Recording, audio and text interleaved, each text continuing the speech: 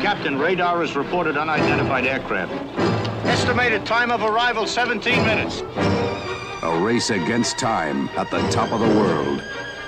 Estimated time of arrival, 9 minutes. Rock Hudson, Ernest Borgnine, Patrick McGoohan, and Jim Brown. Time of arrival, 2 minutes. Fighting two enemies, the one they can see and the one that they can't.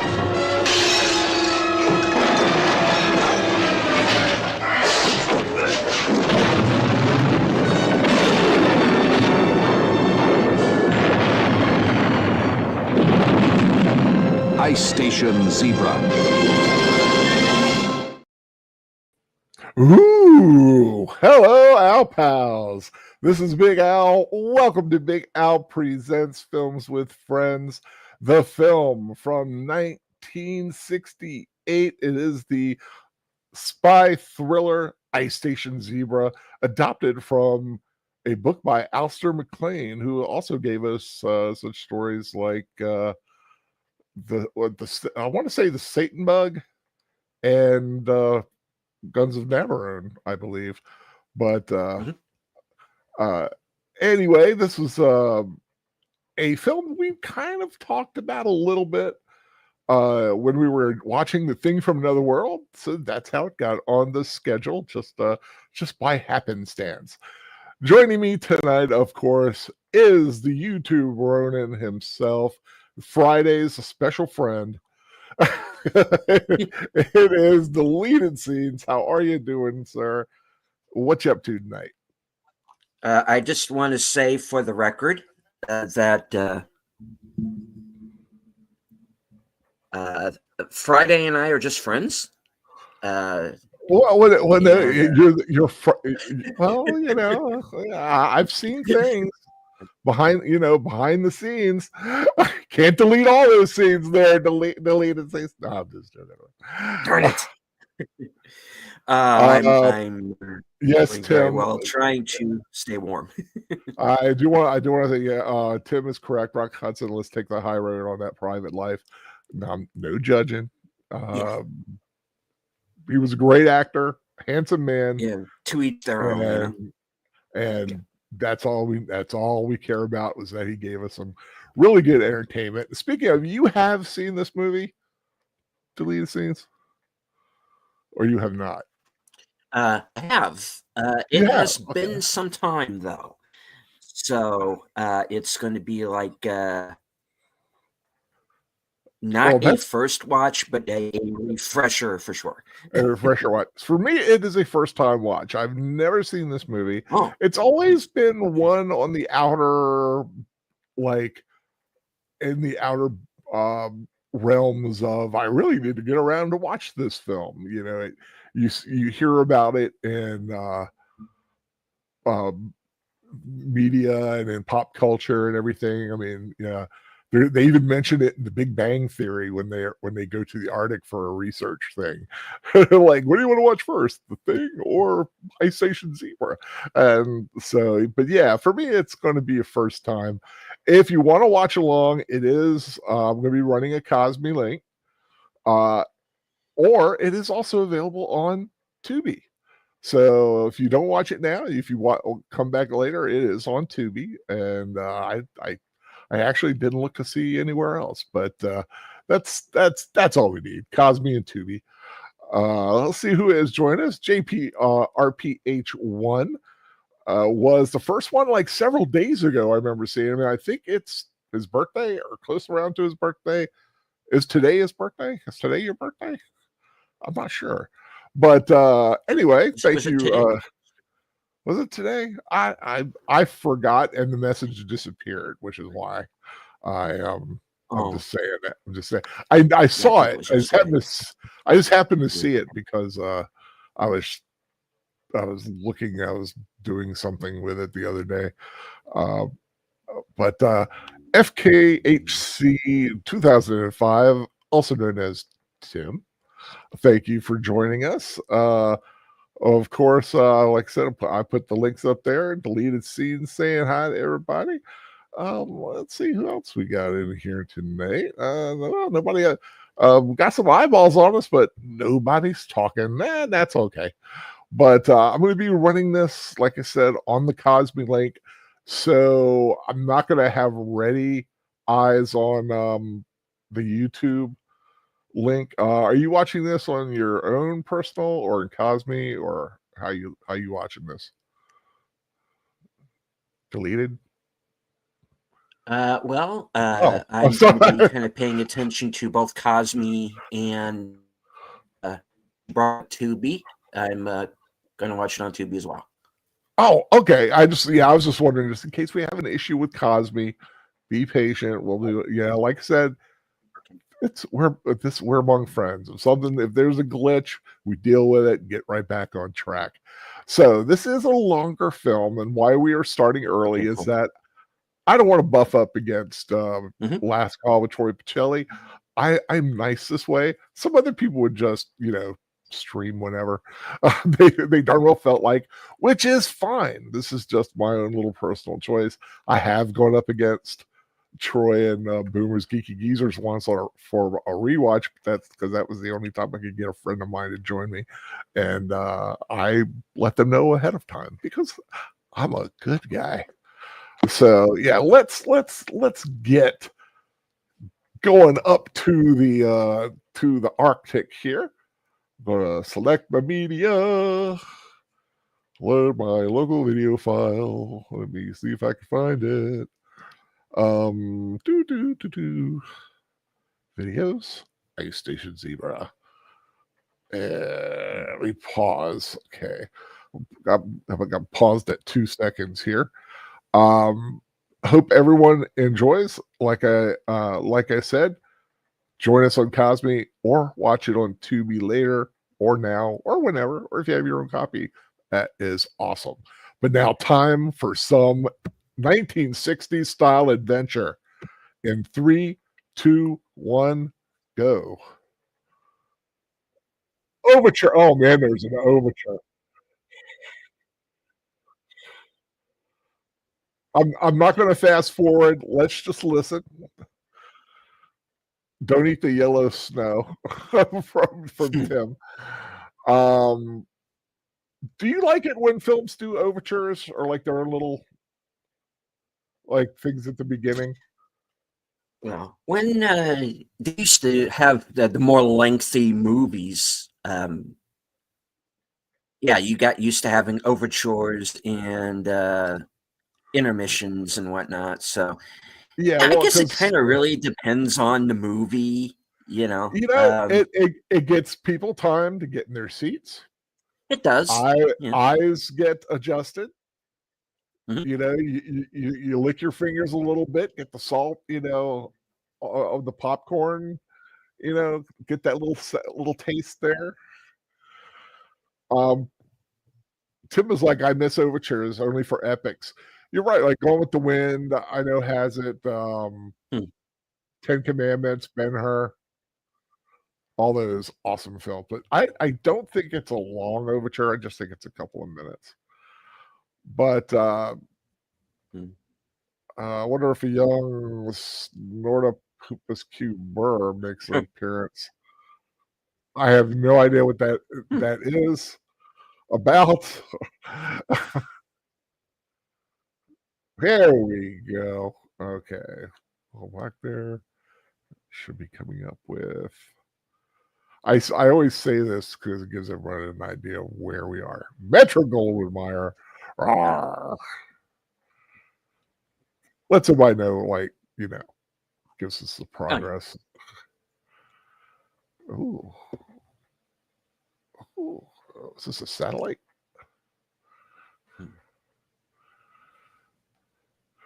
God, I love 60s special effects.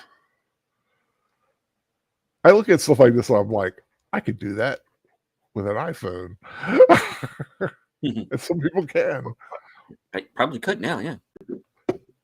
Like this one, you build a model satellite and then put it on something very close to you and have guys stand far away with that little forced perspective. In Cinerama, Rock Hudson. Ernest Borgnine. Patrick McGoohan, who was filming The Prisoner, I think, at the time. He was in the midst of filming that. Jim Brown.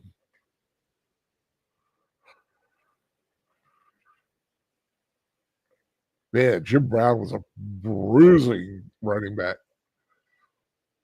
Ice Station Zebra. For those who don't know, Zebra used to be the Army Navy way of saying Z. You know how they have Romeo, Tango, and all that other. It used to be Zebra, but now they changed it. It's now Zulu.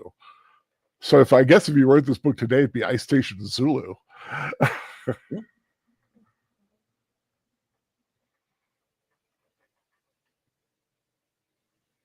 Man, Lloyd Nolan.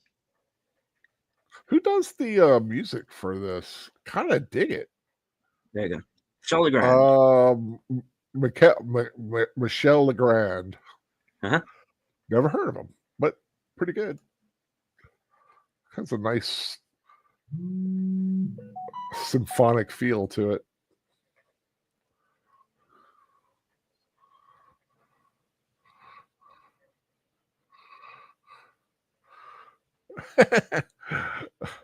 JPRPH posted a GIF of The Prisoner.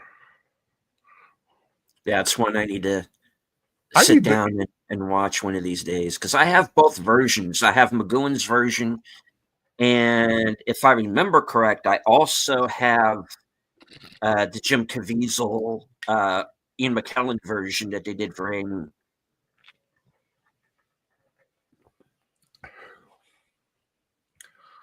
That's some of the really weird ending in it, I think. Oh, I'm sure it does. Yeah. Yeah, it's very bizarre. I think I've seen the final scene.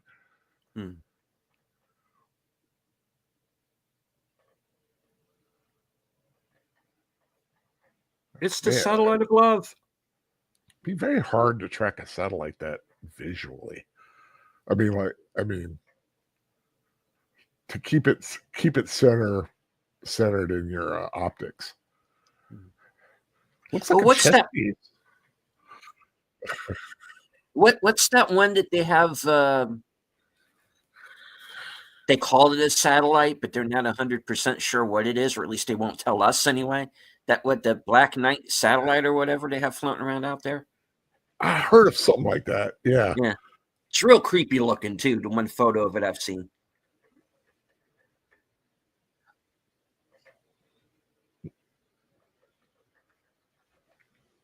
Of course, back then, the space stuff had just a different aesthetic.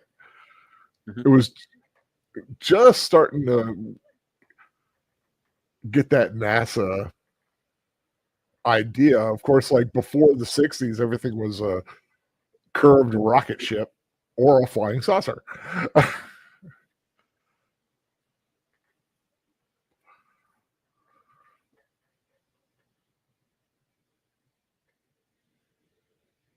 And of course, the satellite, part of it anyway, lands.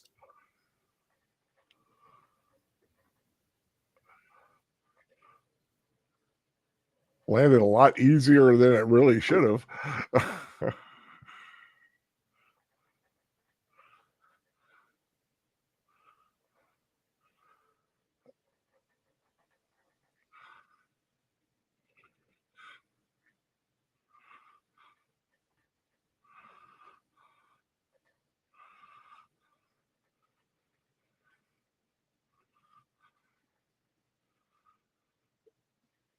I think they said that the film, man, that was a lot of smaller of a thing than I thought it was. I thought it was like the size of a manned capsule. Yeah. Uh-oh. Yeah. Who's this guy?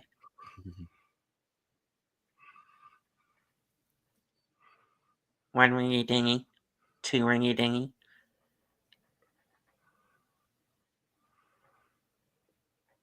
I'm sorry, you don't find bars that quiet anymore.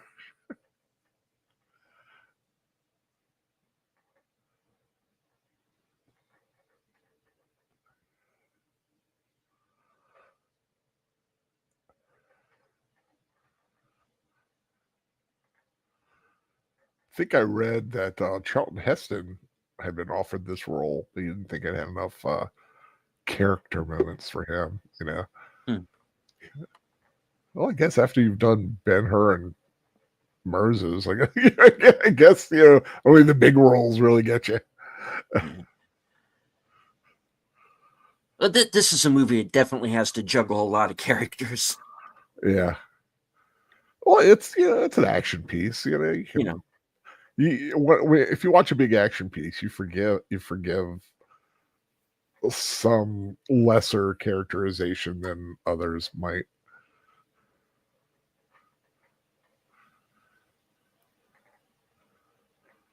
But that was John Sturgis's bailiwick, I guess. He always did films that had these ensemble casts to them. Yeah.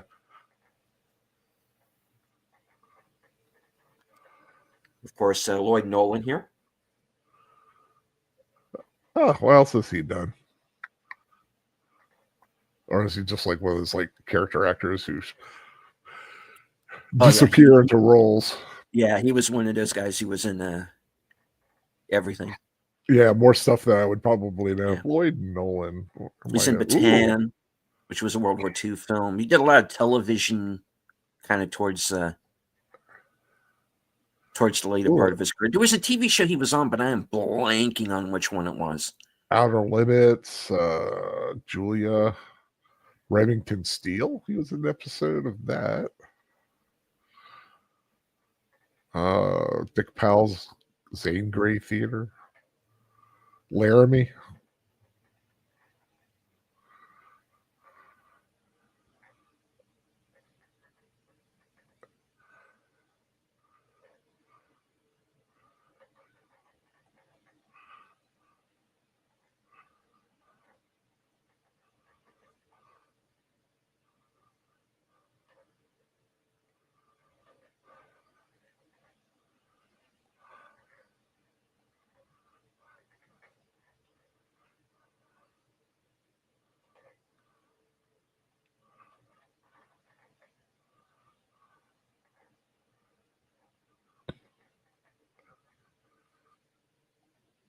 Typical military.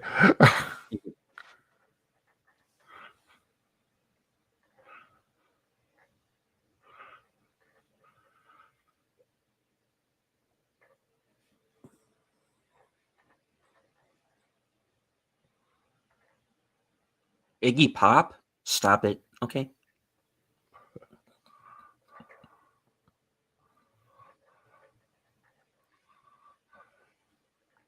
John Jacob Jingleheimer Schmidt. No.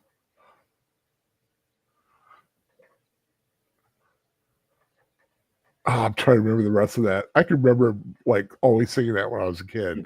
John Jacob Jingleheimer Schmidt.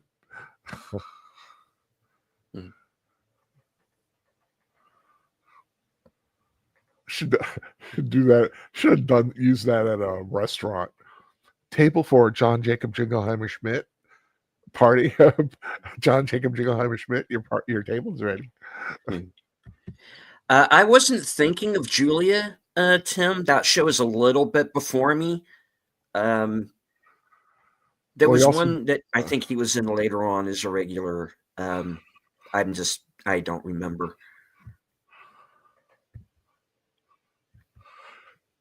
He was in a lot of other things like episode, small things, but Julia was the last big thing he did. He was Special Agent 7.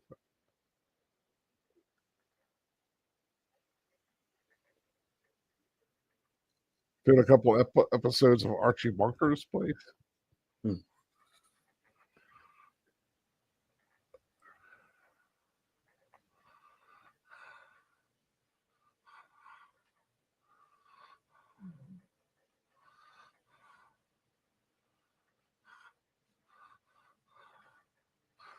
Ooh, nice car.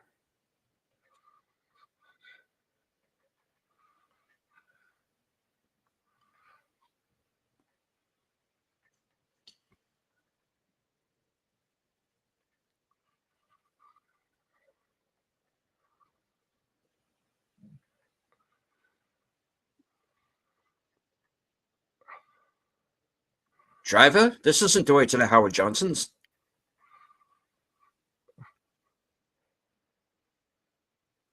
Where'd they shoot this at?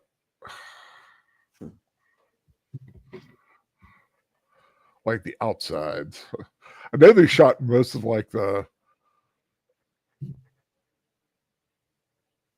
stuff in the on a soundstage.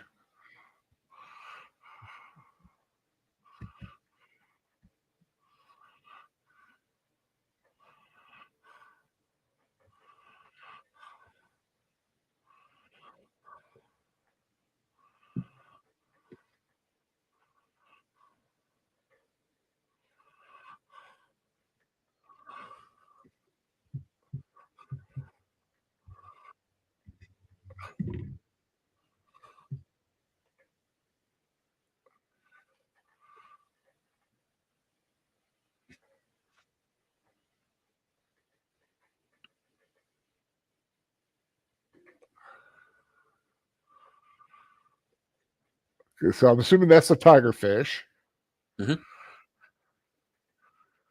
which is a fictional sub. I found out earlier today. But based on the Nautilus. How quickly could they get up there?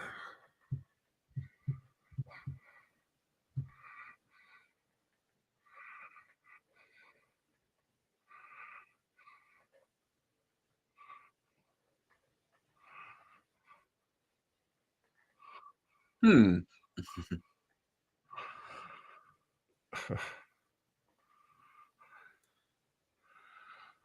I say, you gotta love government secrecy, you know.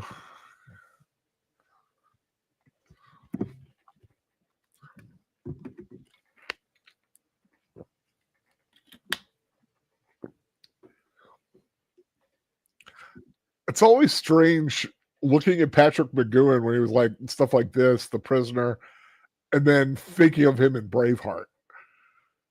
And man, was he a bastard in Braveheart, but in such a great way.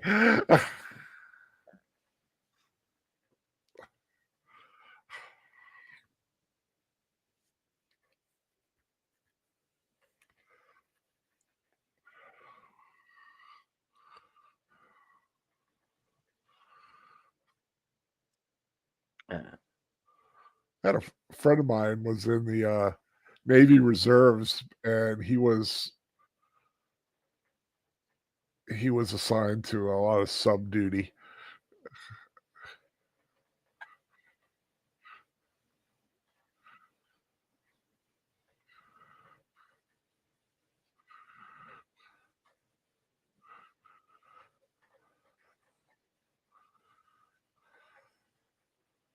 Yeah, the exteriors were done in Scotland. Gairloch, Ayrshire, Loch Lomond, and a place called Rest and Be Thankful, Scotland. Nice. Well, if you want a homey name for your town, that's one to give it. I would love the scene we just saw, the exterior that we just saw was in San Diego. Yeah, I do want to say anybody out there listening who is like in their 20s and 30s and have like ideas to like go places and stuff, do it now, because you will regret if you never go. I've been wanting to go to Scotland, Greece, England, and Rome. I never got to do it, and now I pretty much physically can't. Sorry to put a bummer down, but when you said the locks there, I was like, oh, I would love to have gone visit the locks.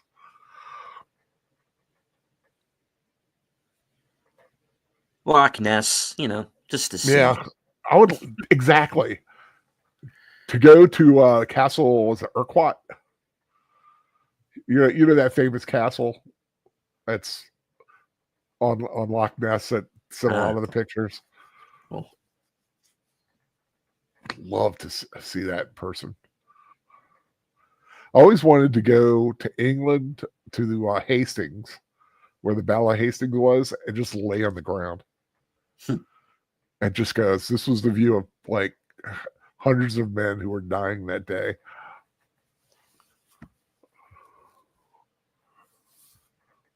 October 15th, 14th, 15th.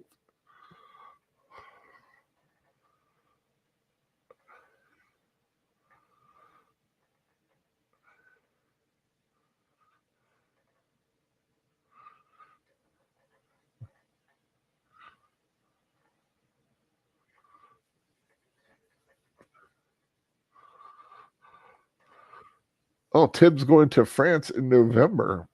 Nice. Paris, and one time to the Verdun area. Awesome, man. Yeah, October 14th, 1066. Yep.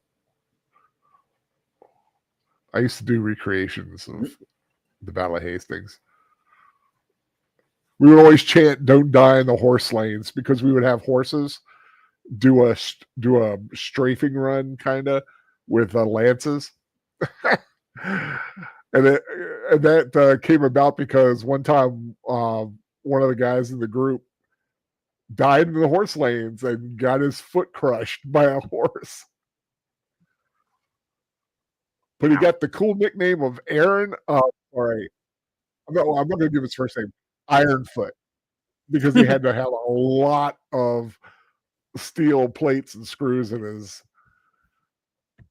ankle. But forever known as Ironfoot. Those were good. Those were good days. Awesome, Tim. That's cool.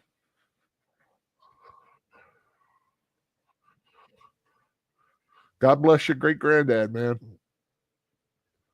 World War One, man. That was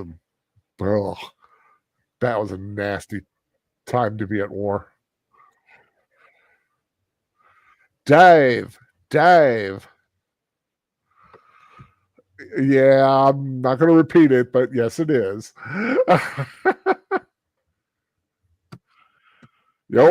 People always have to make that joke about submarines. Yes, they are full of it.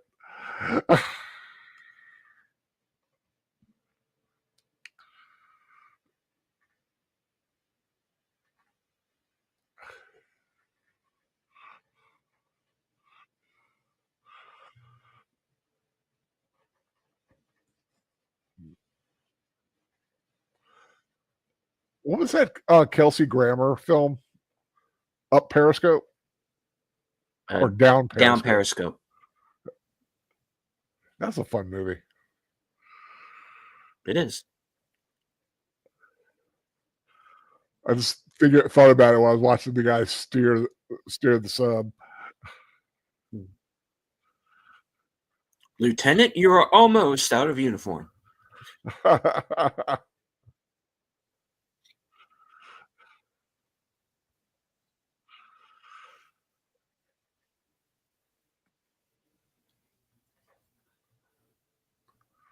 I had a chance to go on a sub once, but I was too fascinated by the old wooden ship that was there at the Baltimore Harbor, the Constellation.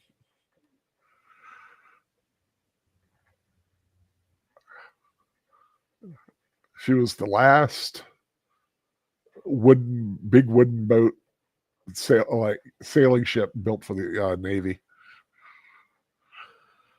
No, we haven't done Dr. Strangelove. I have to do that one day. It's been a while since I saw that. What's the other Failsafe? Yeah. That Failsafe's kind of the serious version. Yeah, I was watching that. I was in a nursing home going through rehab after my back surgery, and my roommate got very upset. Called the nurse. It's like he's watching something. I don't know. They're talking about bombing New York and blah, blah, blah, blah, blah. And I'm like, it's just the movie Failsafe. But he was kind of, a little pre-dementia, kind of aggravate. Oh. He just weird. But I always remember that when I think of failsafe. I always think of that night.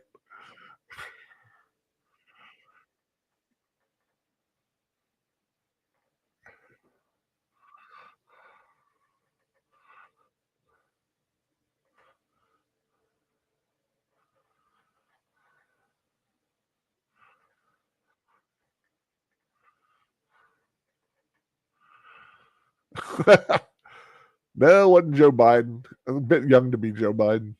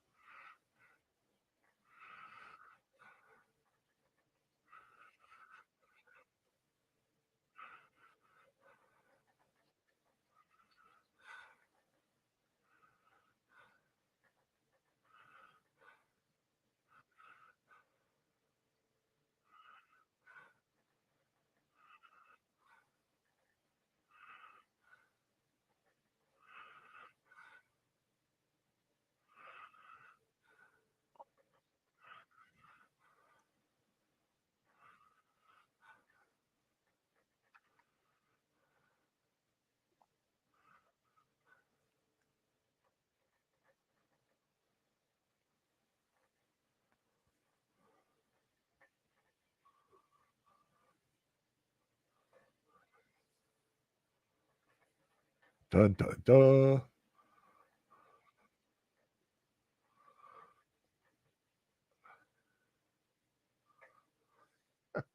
Mr. Jones and me. I was thinking it's like me and Mrs. Jones.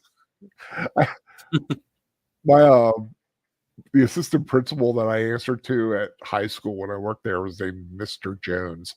God rest his soul. He was a funny guy, but I was like, it's me and Mr. Jones. He thought that was funny.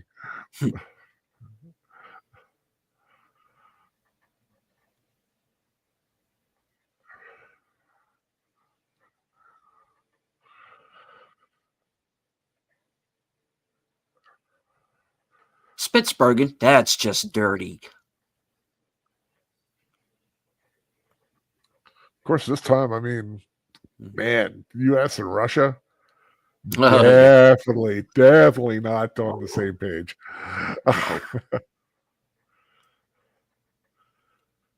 Always trying to one up the other. Ooh, look at that angle. Yeah.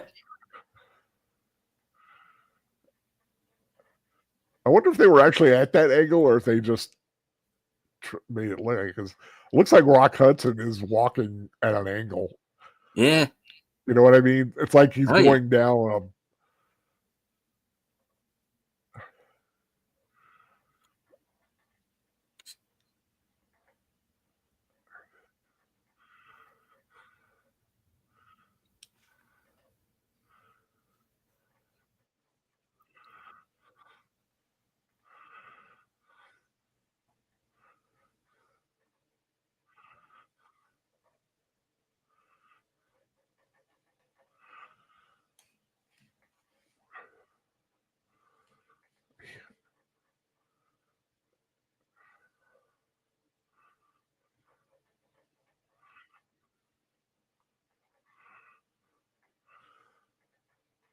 the leader of that Marine Corps crew looks familiar for some reason.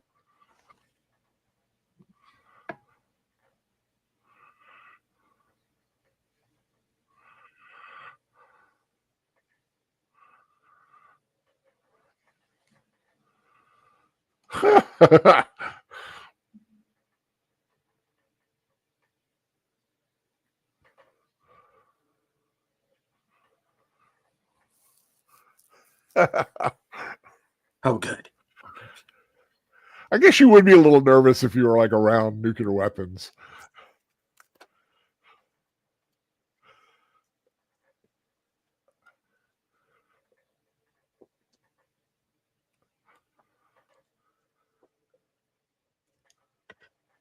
Tim was like, didn't know if they were there when I was a kid, but they had a trawler off of Guam because of the Navy base there. Oh, Yeah, I'm sure they had a trawler off every base. and I'm sure we had our share of them floating around too. Oh yeah. Oh yeah. Hey, Sheba.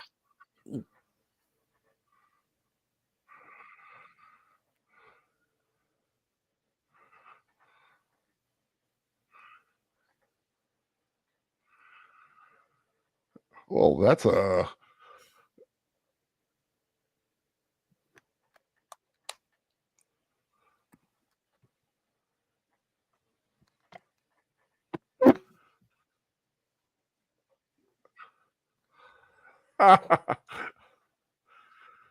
oh great. Yeah, he's like losing the gun. Like, let's get some liquor in me now. Yeah.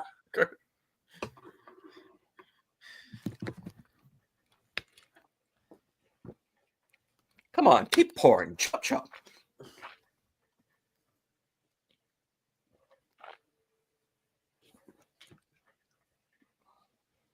Man, I wish some of our liquor stores around here delivered. I could easily become an alcoholic. Not really. I'm just kidding. But I would love to get myself some woodpecker apple cider.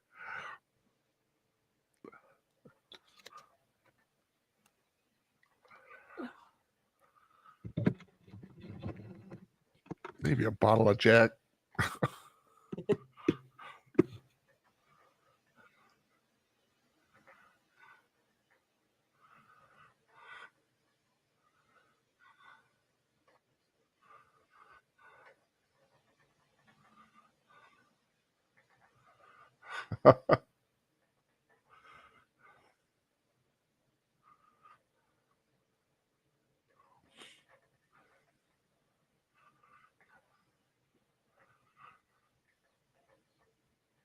Skullduggery, yeah.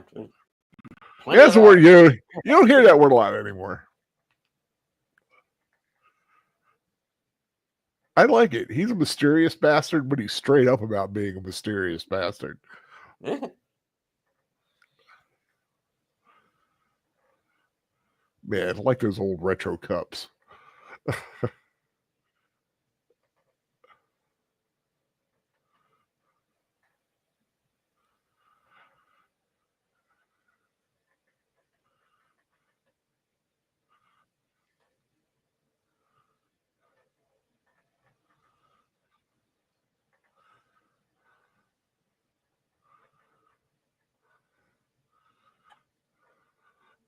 But what's the red for?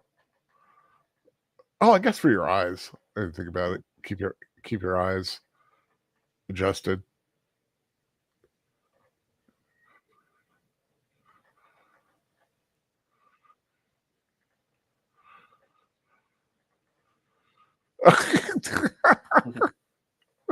Yeah, aka need to know, none of your damn business. Yeah, Yeah. pretty much. Yeah. Are you talking about the red light? No, it's him in the chat talking about Yeah. need to know. Yeah.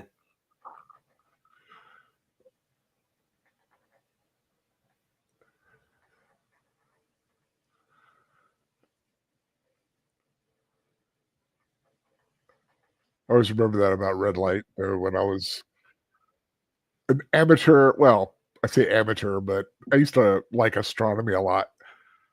And they always said, use a red flashlight. It keeps your eyes adjusted.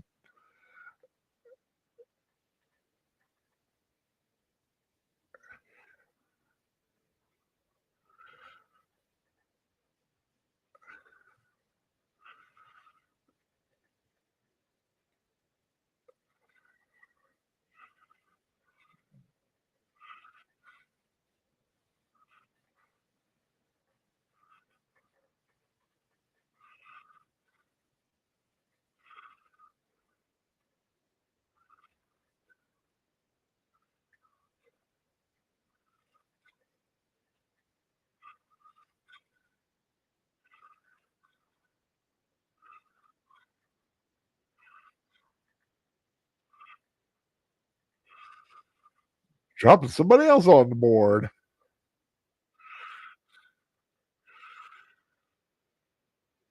It's Alec Baldwin. No. If you got that joke, good on you guys. I can tell you got it. Oh yeah.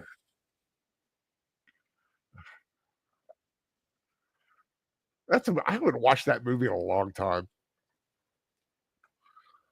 I have to pull that out one of these days.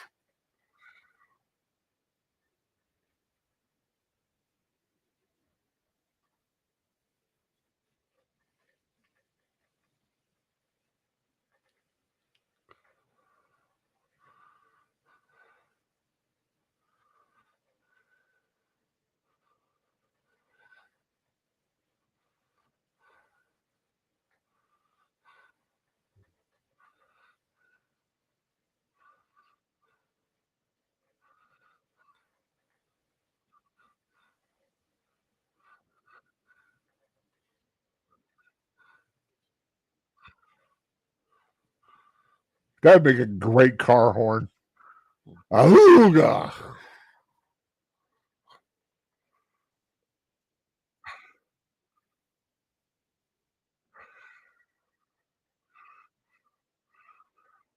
I guess a great cinematography in this film.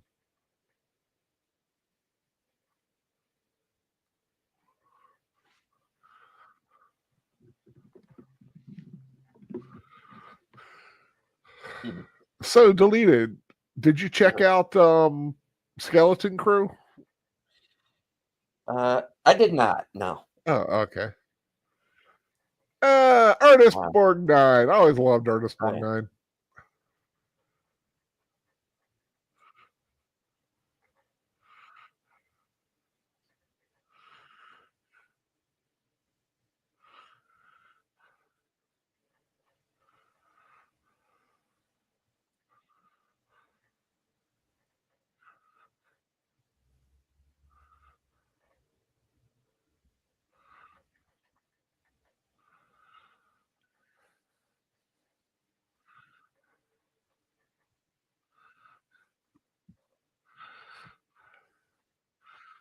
Oh, thank you, Tim.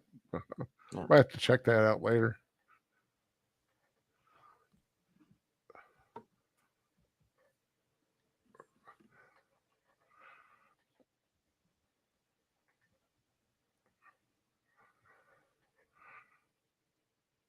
So the human eye is less sensitive to longer wavelengths, so red light is chosen to preserve the night vision of the crew while allowing them to still see their instrument panels. Submarines switch to red light when it's dark outside, and crew members need to use the periscope or go on watch duty. Right on. Thank you, Tim.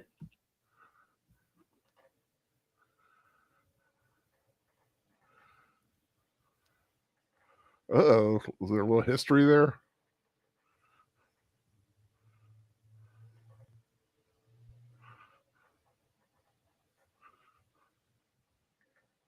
Yeah, this is one of those movies where kind of everybody's a suspect. Let's put it that way.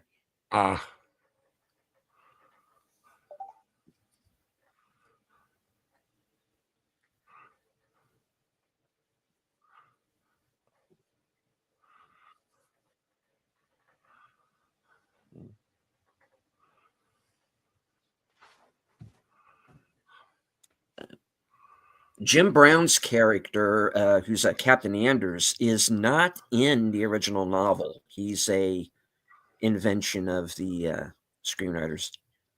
Well, because I know, Jim Brown was very popular sports figure, and back then, well, even a little bit like now too, sports figures were pretty good box office sometimes. But Jim Brown proved himself to be a pretty decent actor, I think. Yeah, absolutely. Yeah. And searching through the trivia here, the Lloyd Nolan scene at the beginning was not the original script. That was a reshoot.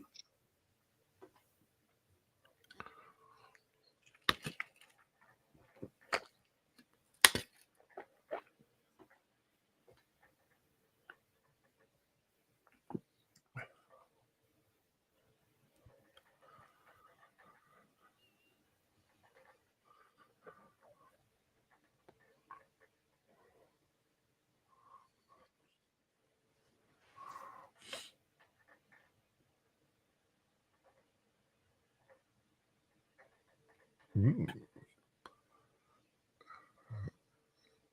Furthering the mystery. What went wrong? Something went wrong.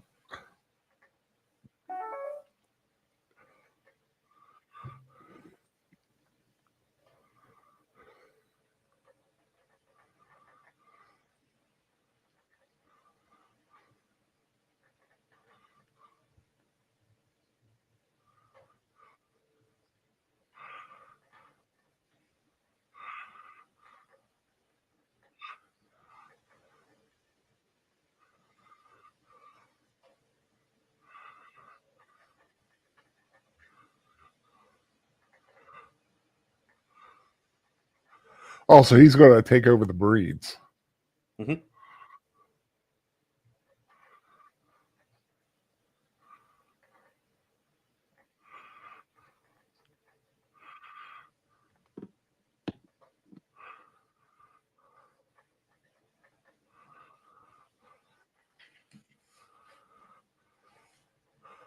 Walker, the guy playing Walker looks familiar to me. There's Tony Bill. Tony Bill, where have I seen Yeah, him? he's another character actor. This is one of his earlier appearances.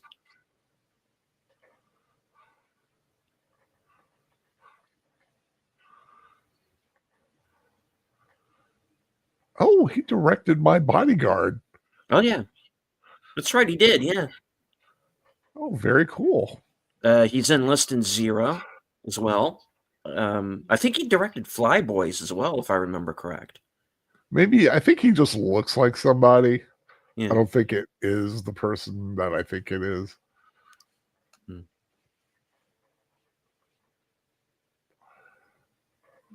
And for the Leverage fans out there, you might remember him from the pilot episode of that series.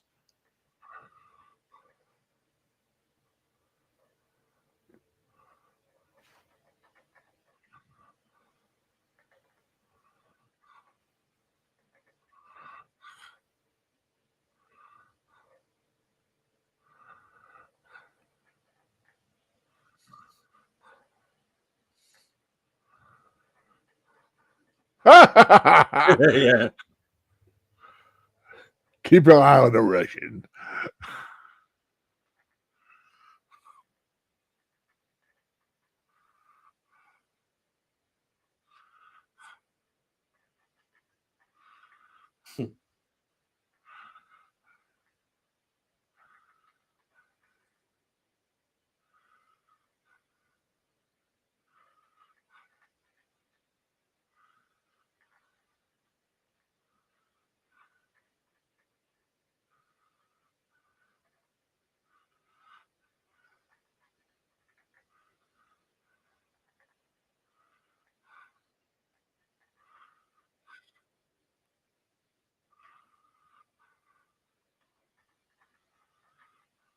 No problem. Just wander. Just a Russian looking around. Checking out your super high-tech sub. Nothing good to see here.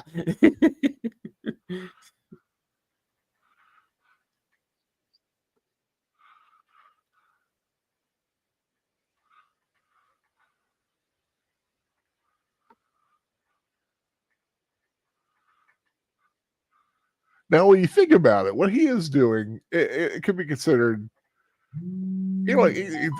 it's not like he's doing anything sneaky because they know he's there and they're letting him in there. But does he have his own agenda? I do not know. Man, I would hate to have to be in that thing and going through those little teeny bulkheads.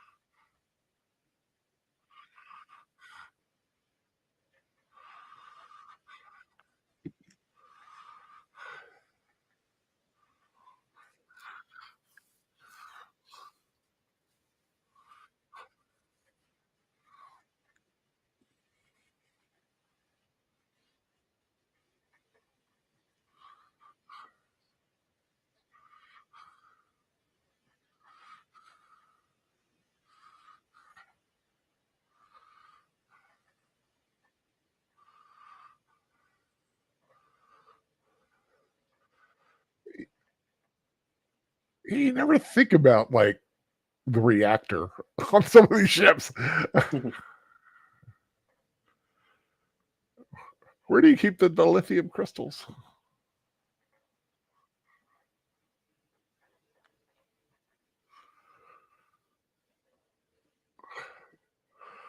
Wah, wah, wah, wah, wah, wah.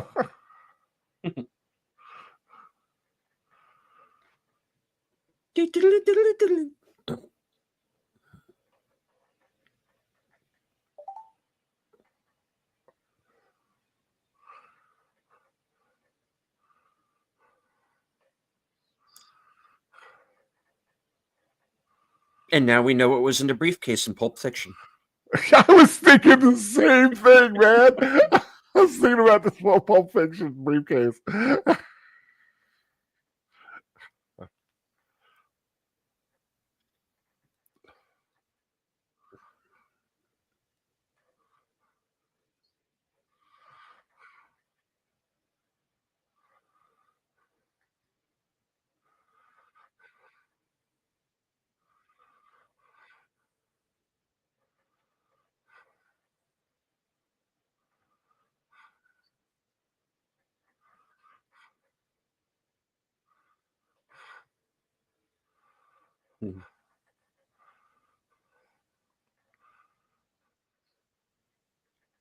Weirdest Douglas Sirk movie ever.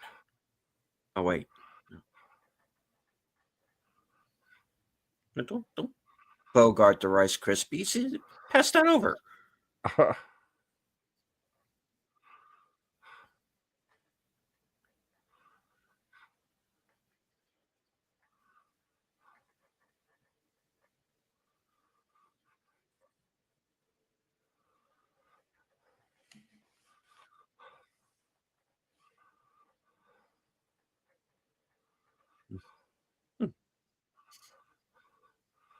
So what that long ago Jim Brown passed away.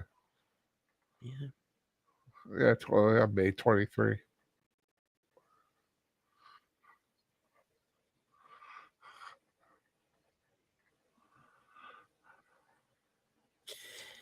No, I no, Tim. They wouldn't have, but for the sake of the movie, they're gonna be dramatic. Yeah, take some license, you know. Yeah.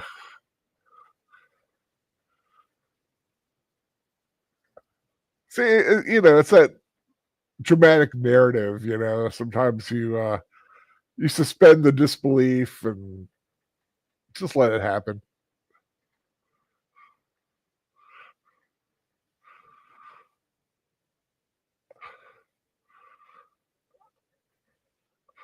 Wow, I just had Voyage to the Bottom of the Sea flashback. It's like the sky's on fire. Wait a minute, no, it's the wrong movie.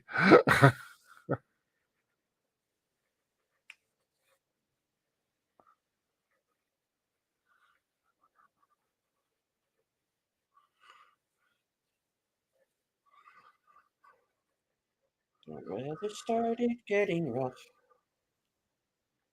Tiny ship was.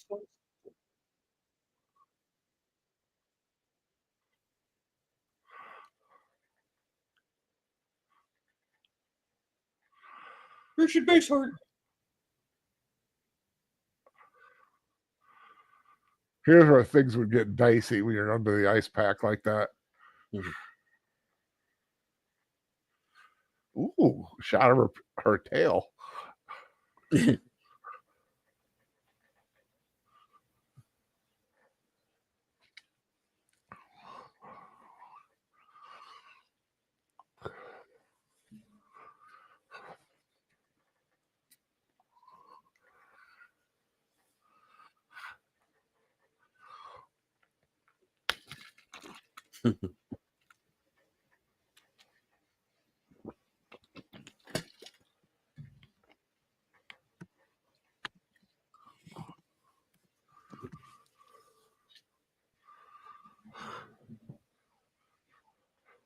That's kind of neat. I never thought about how they navigate under the ice like that.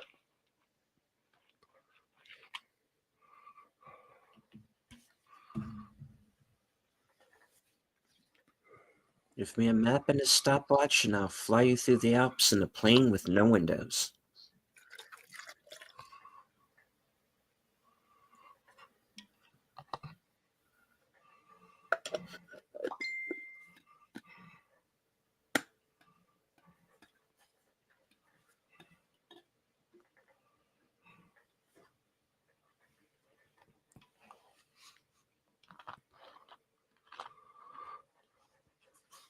Man, I bet that would be like claustrophobic as all get out.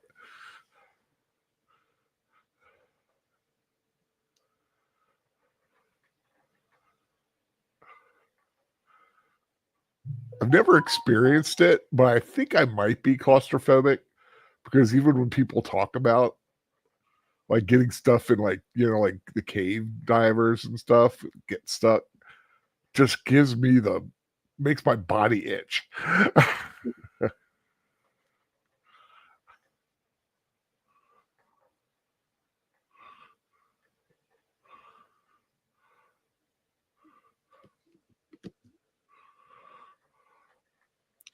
Timestamp is 50 minutes, 25 seconds. I do want to remind everybody, we are watching this movie live on Cosme. If you're watching the replay, this film is available on Tubi with ads. Tubi. There's a lot of good stuff on Tubi. Can I fly? Yeah. I have flown. Yeah. I'm not good with heights though. No, I need to feel secure. Yeah.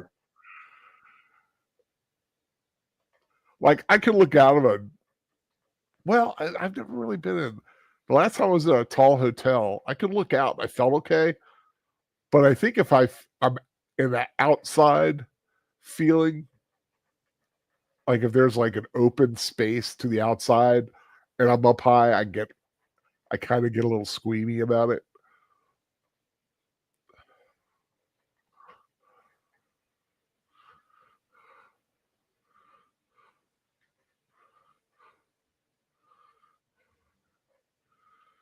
Oh, pretty.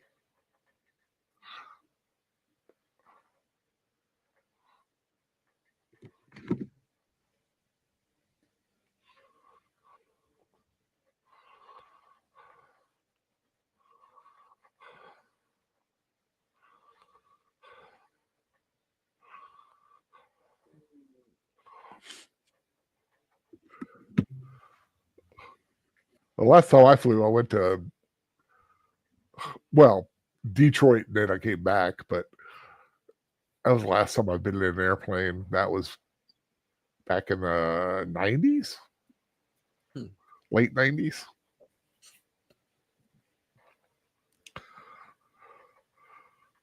I got to sit in the very back row of the jet coming back and nobody sitting next to me. It was awesome.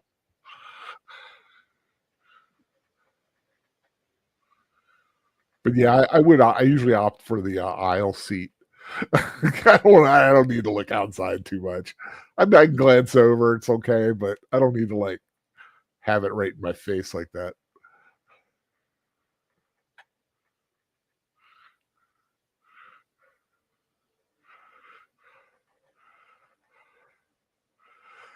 There are some beautiful shots in this film, like this, but man, it's taking a while to get to Ice Station Zebra.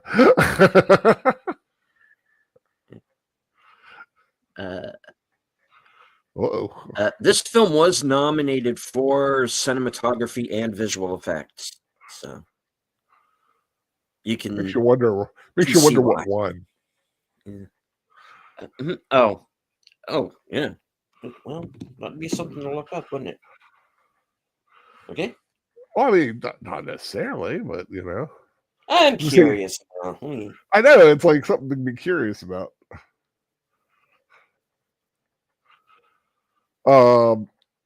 2001: A Space Odyssey. Well, no wonder. Oh. Well, okay. There you go. And cinematography by Romeo and Juliet. I mean, yeah, I can see that.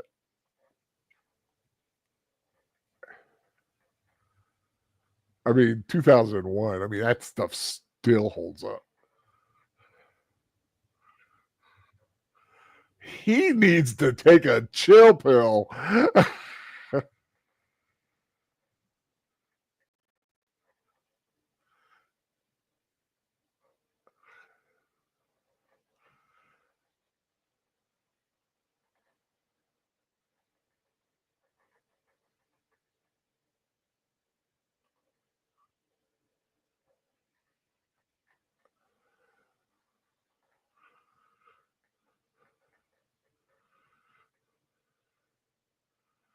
Man, that's because I mean we all know what ice can do to a ship.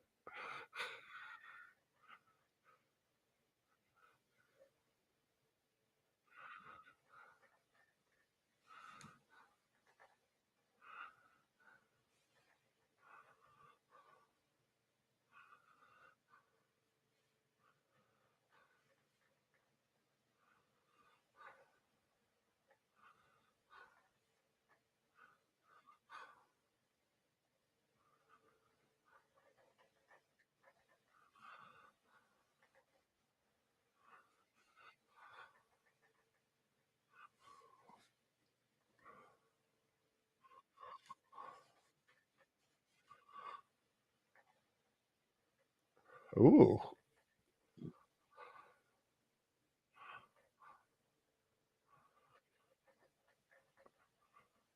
fire a torpedo in here, see what happens.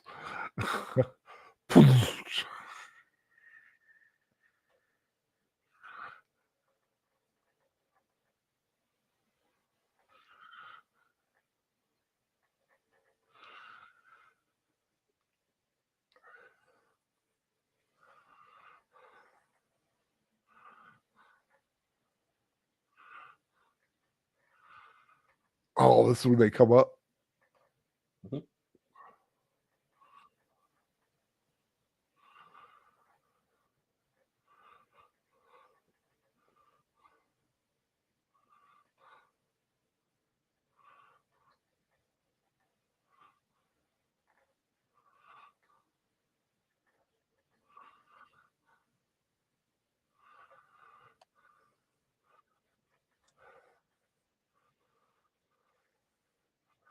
This is where you hope your conning tower holds true.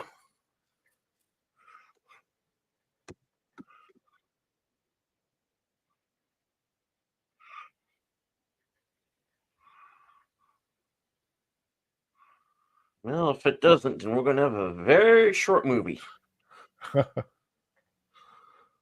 Let's try it again.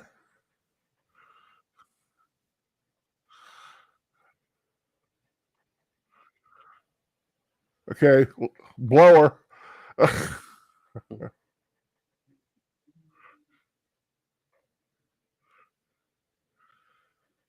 down and shoot it up again.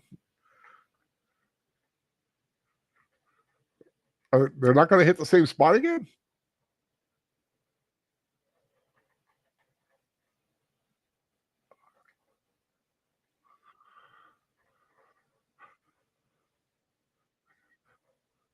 Darn climate change.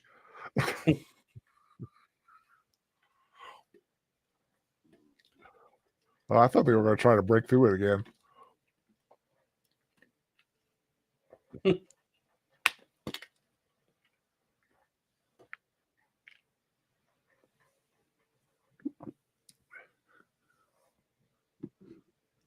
Try to find the thin spot.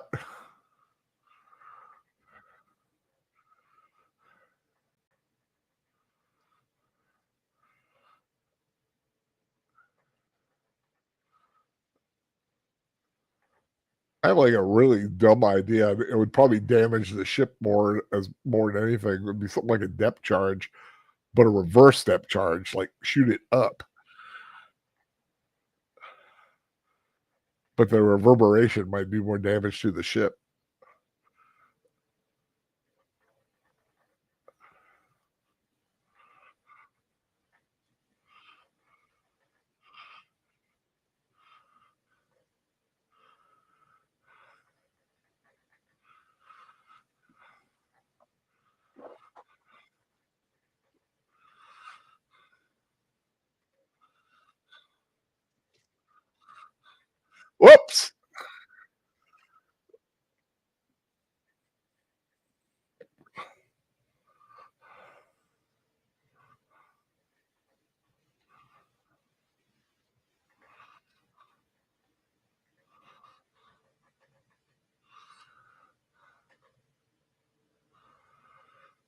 Got a little tight in there for her.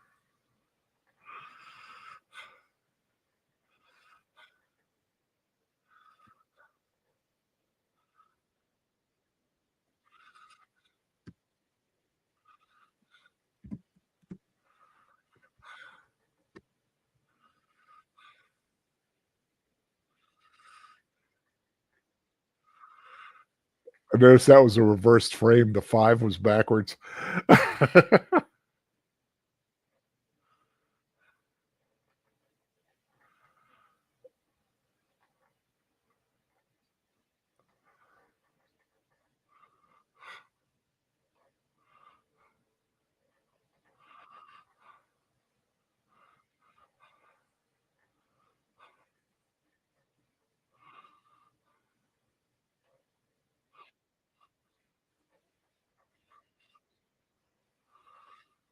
I was wondering, it was like shoot a torpedo at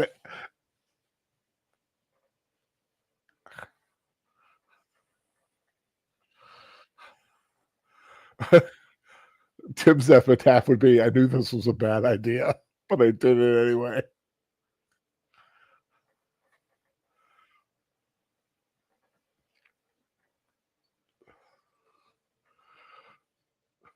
Always like there's a poem by Samuel Coleridge. I think it's Samuel Coleridge, Samuel Taylor Coleridge, and there's a couple lines in it. It's like his bones are dust, his sword is rust, but his soul is with the saints I trust. I always love that. Think I would love to have that on my tombstone.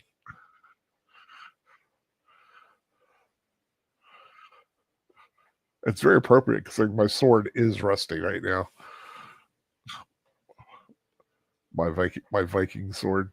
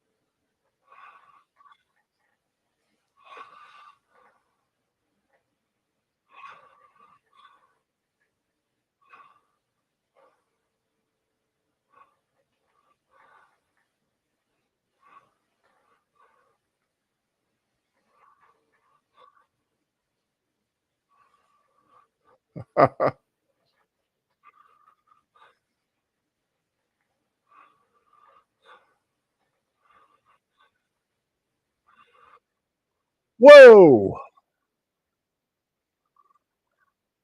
that is not good.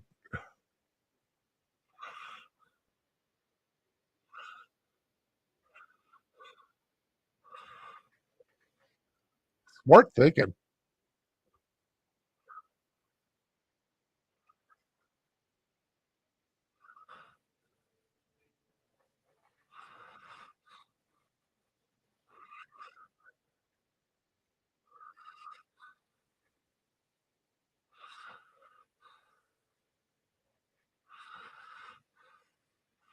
Reverse.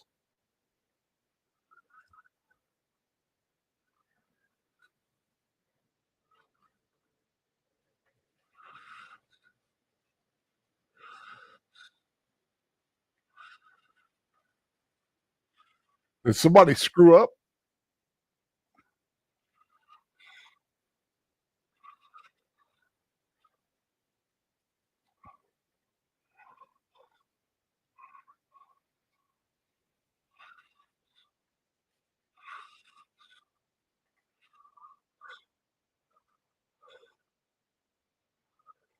That would be a very bad feeling.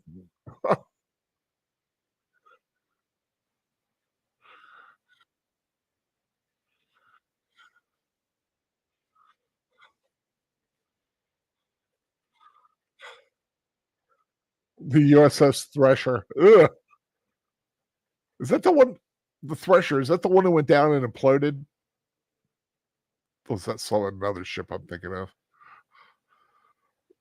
Or am I thinking of I believe it did, yeah. Wasn't there another one? Am I thinking of one like Stingray? That was another popular.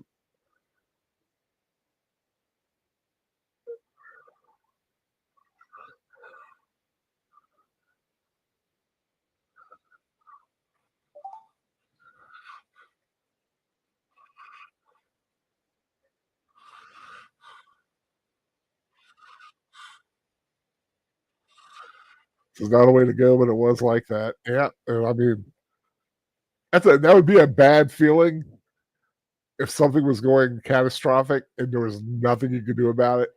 And you're in a sub.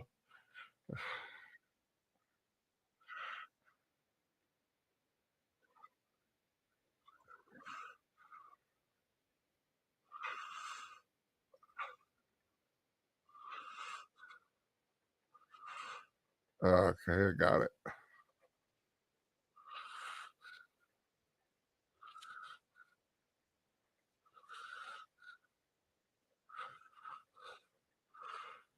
You know, the one thing about a sub, you got to realize everything needs to be waterproof, basically, just for the situation just like this.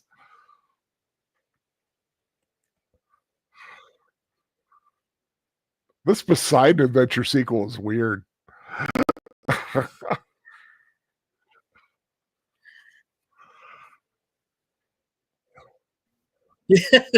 What is it with Borgnine and boats? Come on, man. Yeah, I know. Borgnine's always like thinking on boats.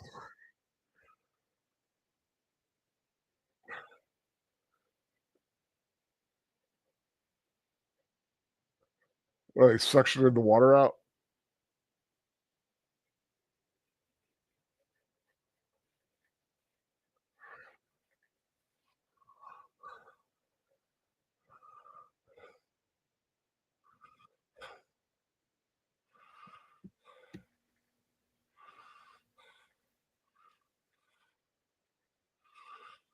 Are they going down? Yeah, they are going down.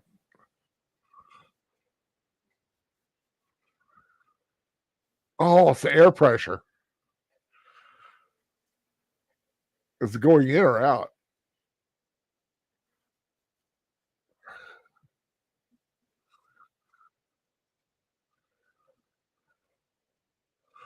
Uh-oh, he's going to flip.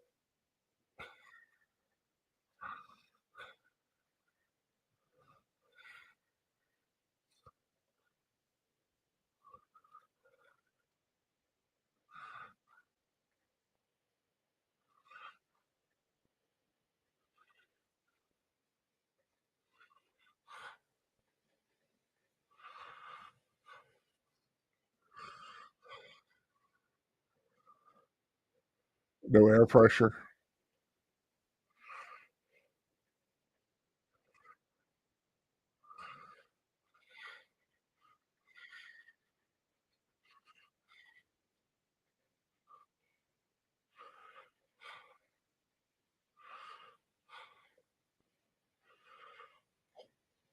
What are they doing?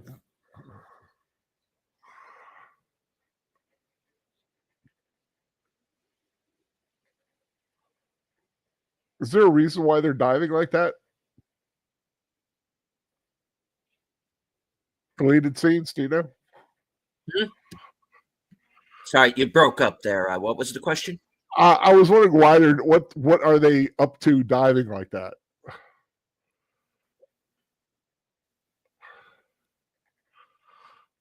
See, I was wondering what. Whoa, they are sinking fast, aren't they? Equalizing the Yeah. equalizing the pressure. Oh, okay. Yeah.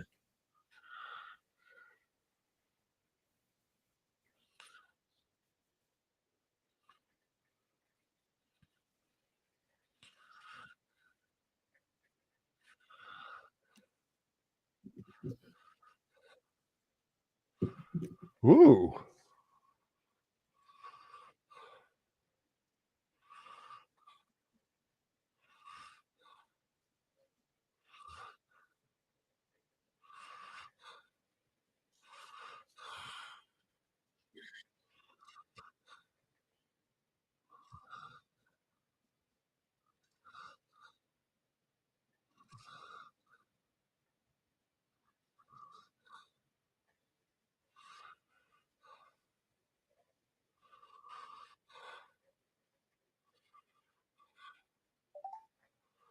Ooh, that was pretty tense. Yeah. Equalizing the pressure to get the water out. Oh, okay.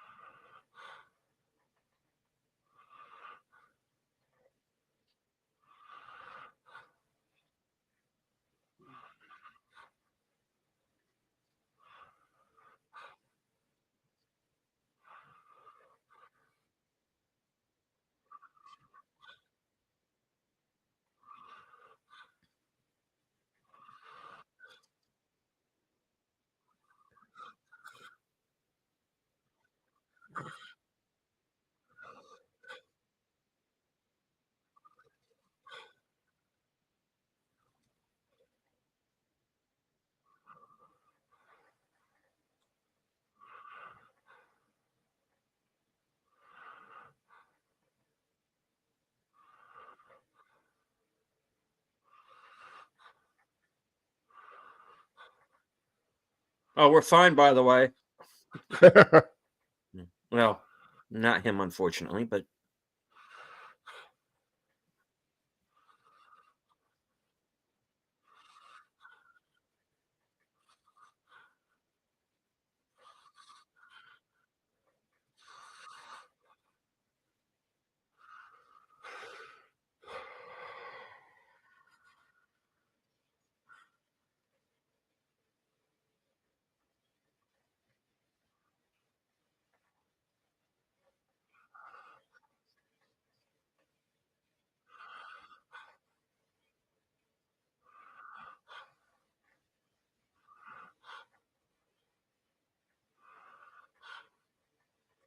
sabatujied.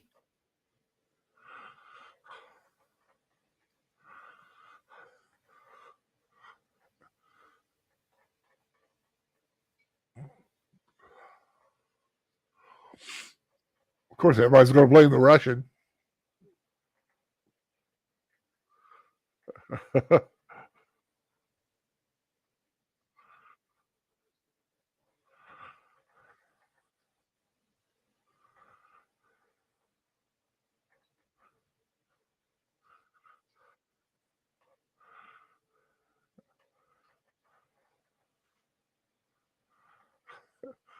Time for some of his motion sickness medicine.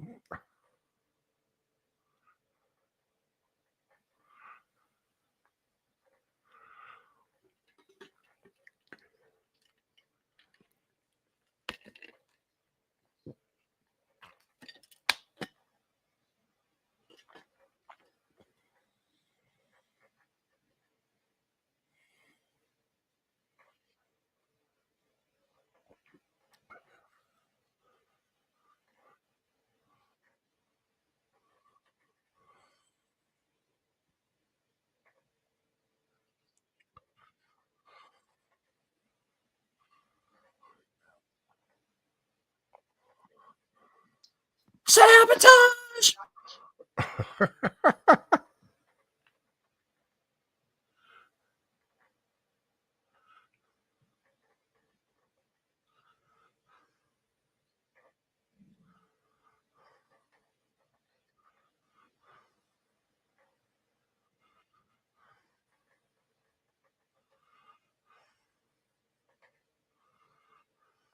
And remember, we're still not even at the ice station yet.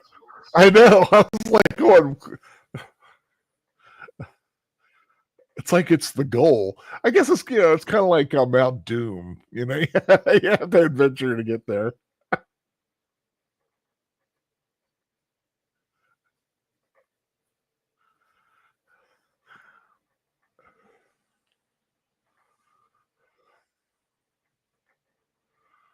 It's George Smiley's report right here.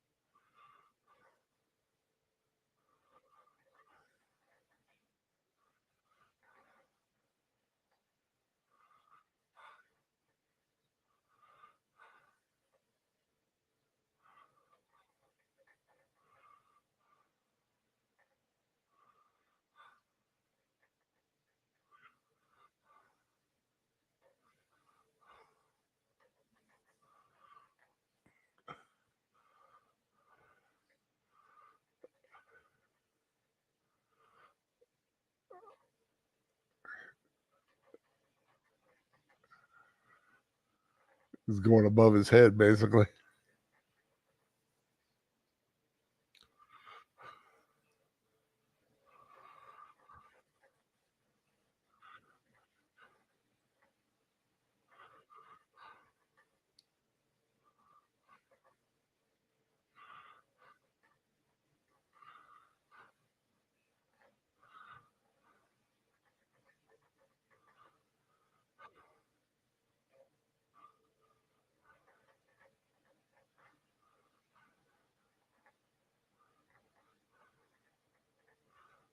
He is a smug little bastard.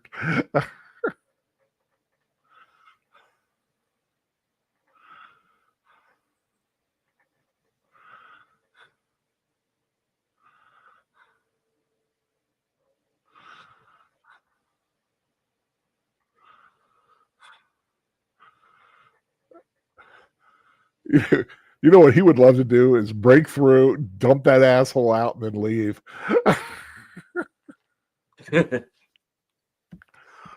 Police Commissioner Stuart McMillan in 80 years.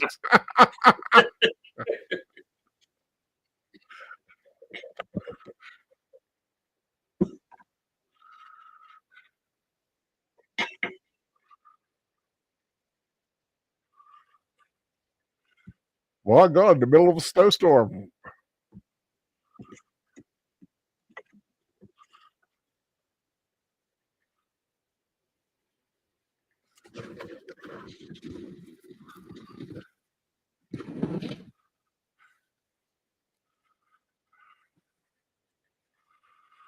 If you see a dog, shoot it.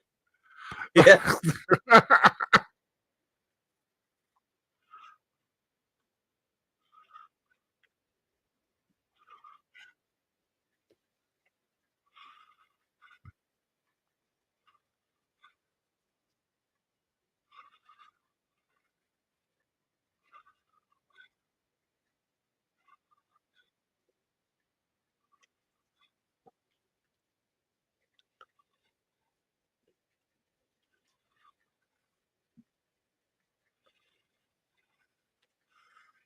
So if you look over the back of the wing, that's Greenland.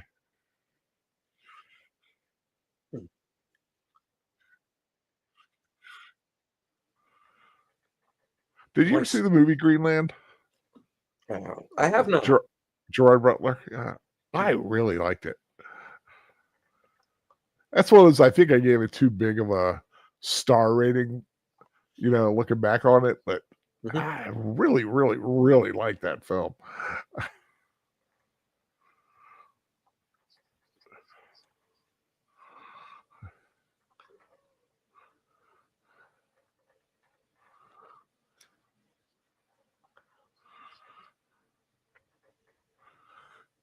He's familiar. The radio guy. Ron Mazak. Yeah. This was his first film. Oh, wow.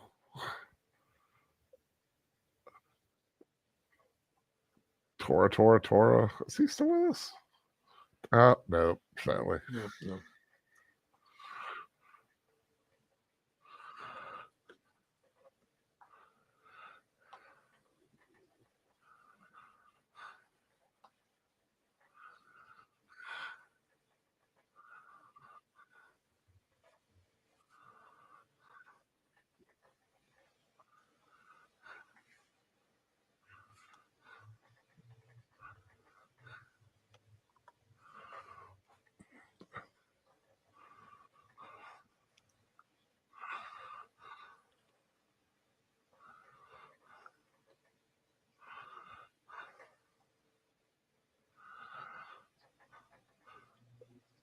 It's from Tim's trip back home from London.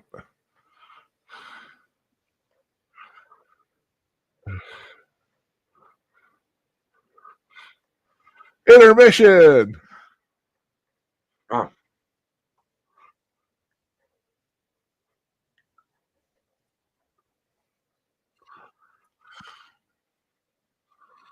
Well, we're about halfway, so it fits.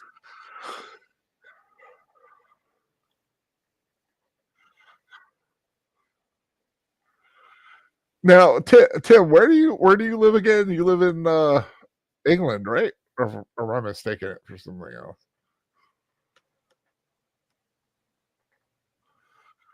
Or trip home from London. Oh, you are from the USA. I don't know why I thought you were of European residents for some reason.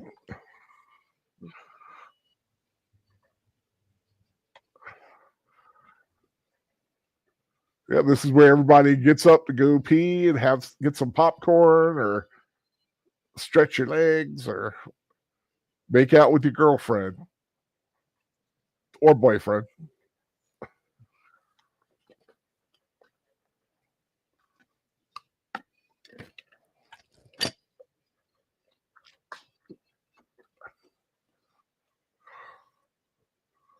Have a smoke. It was the 60s. That's true.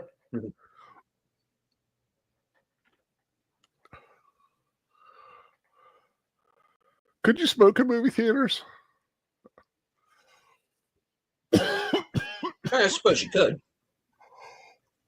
I guess there was a time when you could do almost anything.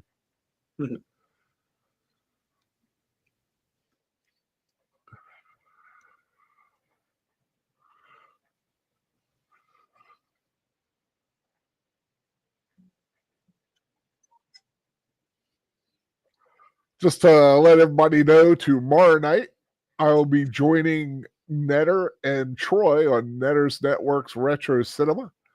We're going to be watching The Fall of the House of Usher, a classic with Vincent Price. I think it's Roger Corman, a Roger Corman film. So that should be a lot of fun tomorrow night.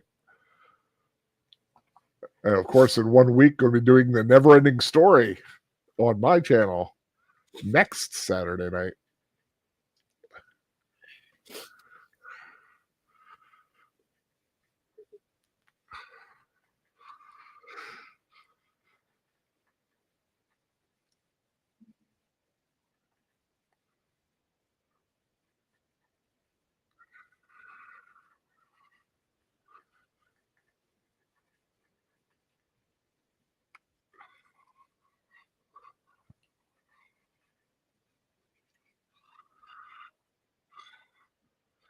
This Empire Strikes Back sequel is weird.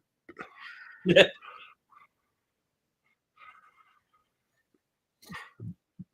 They could definitely use some tauntauns.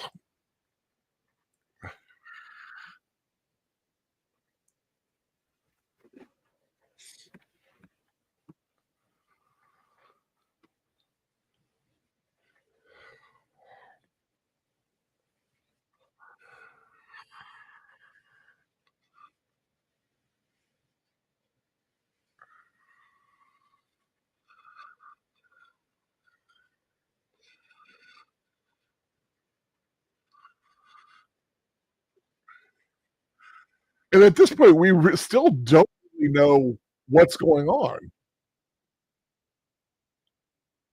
Or did I miss something? I mean, something's going on in Ice Station Zebra, but the details.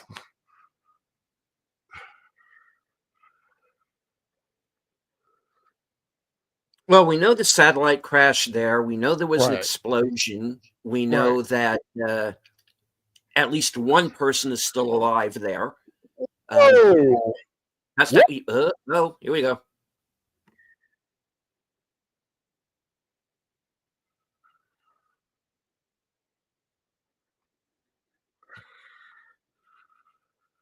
That's dangerously close to the water and pretty much certain death.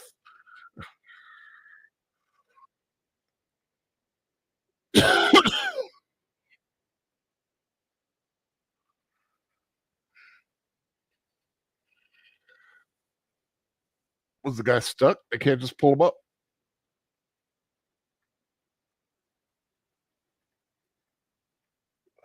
Uh-oh.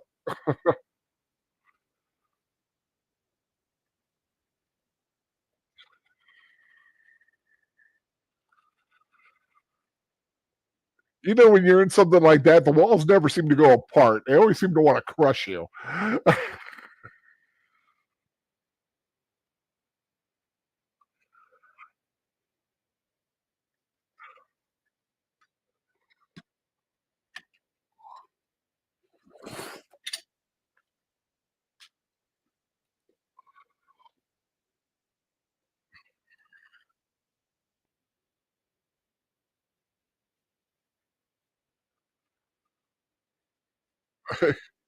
Yellow snow, can we eat it? Nope.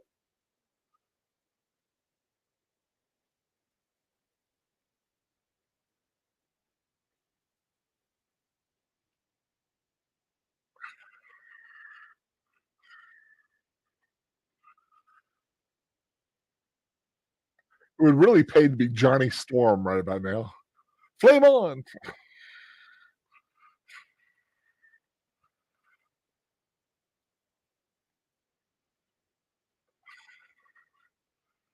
Oh, that's tight.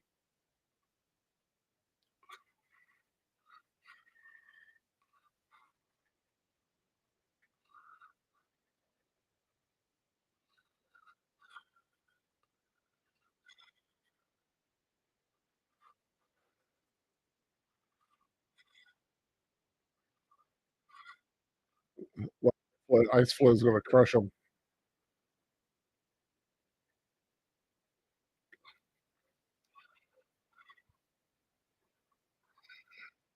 I don't want to almost sink twice in one day. A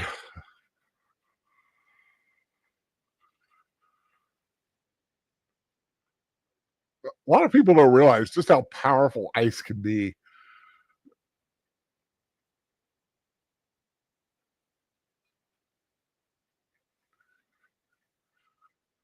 I can remember one really bad winter. I used to live on a creek, and there were about one, two, three, four, five, about 6 piers. And I remember one winter there was really bad icing, and I think like 3 of the piers like got got crushed, including my grandfather's.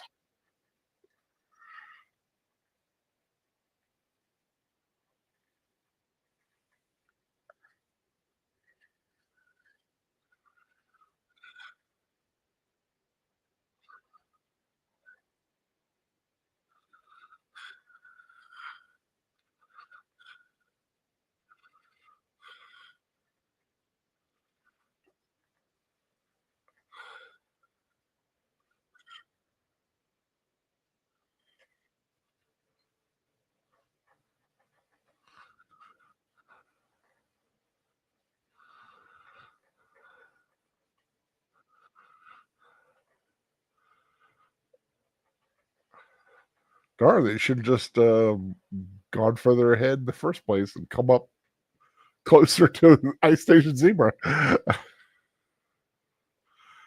We now join the Eiger sanction already in progress. I've never seen the Eiger sanction. Is that another spy one? I've heard of it. I don't know much about it. In a manner of speaking.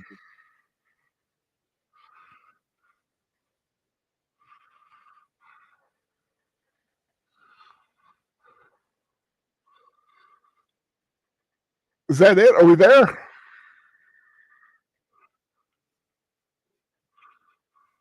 Yep, at last. Hour and a half in the movie, we finally got there.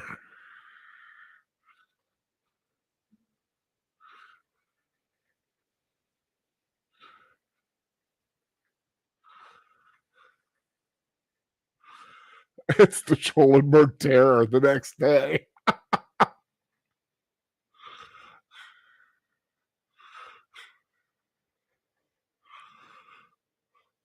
George. Something did go boom, it looks like.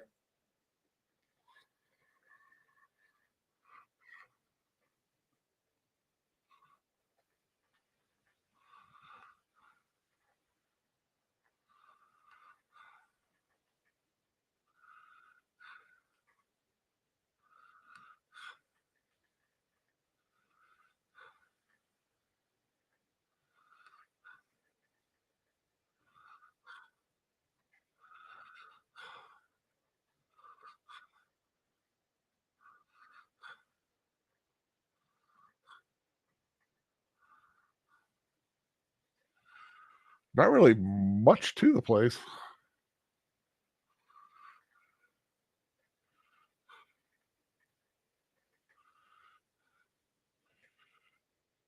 What's the main Antarctic base? I want to say McKinley.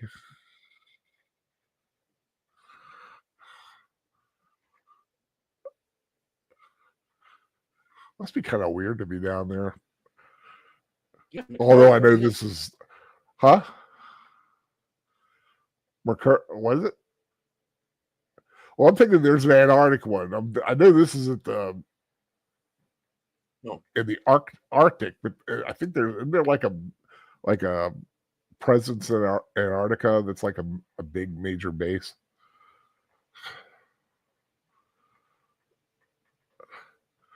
I don't know why McKinley comes ahead, but it might be something else. The main South Pole station is Amundsen Scott Station, but there's another one down there though that I think it's like an American base. It's not like right at the south. It's just on one of the outer parts. Mercurto, yeah, okay, yeah, Mercurto. I knew I had an M in there somewhere. There was a book. Yeah, I called it. Yeah,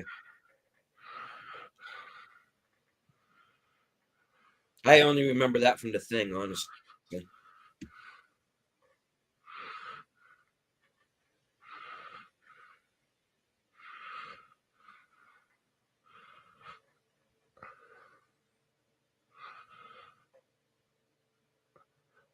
Wonder what the temperature of that place is.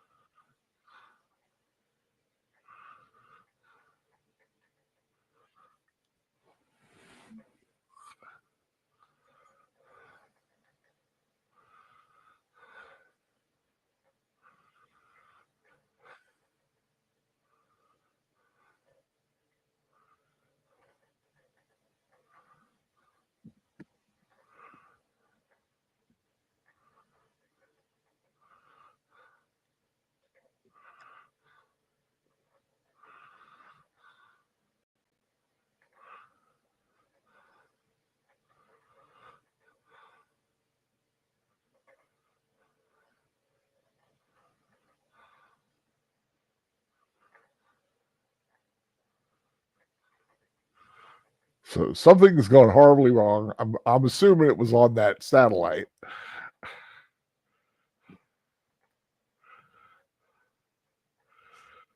Is everyone dead, or is it? Oh no, okay, he's breathing. No, not everybody.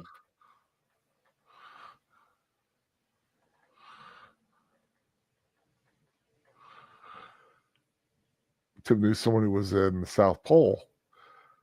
Used to get socked in basically the whole winter time. Yeah, I wouldn't be surprised. I mean, you hear a lot of stuff like that about like people who live in Alaska. I know. I remember like in some areas, one of the best trades if you're like, because trading's a big thing, or DVDs, because you're like stuck watching movies a lot.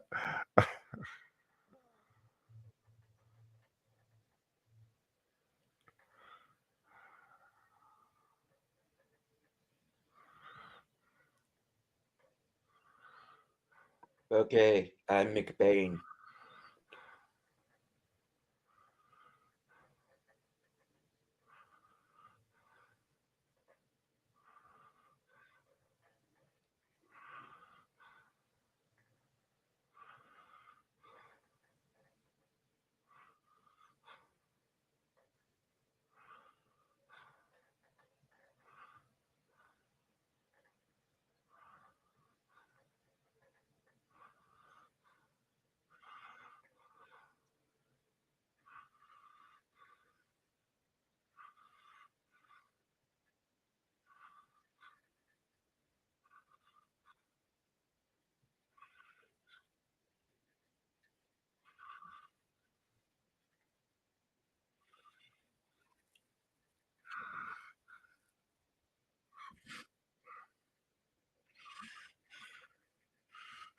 Almost looks like a redressed Star Trek set. It's like, okay, Star Trek's finished. Okay, just hit it with white. Let's bring in Ice Station Zebra crew.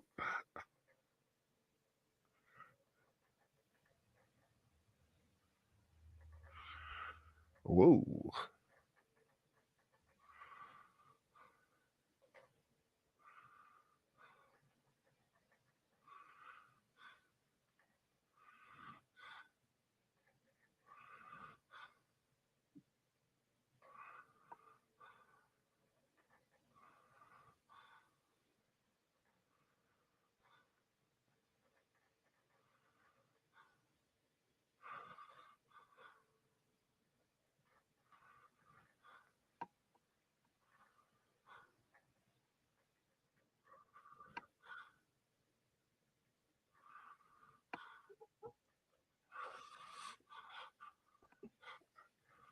Yeah, I think he did.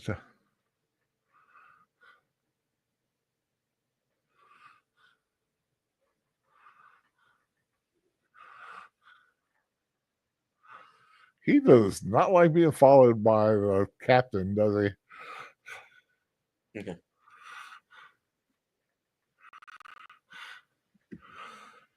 You better says I would not be surprised if that whole place is covered in asbestos foam to make it look like snow.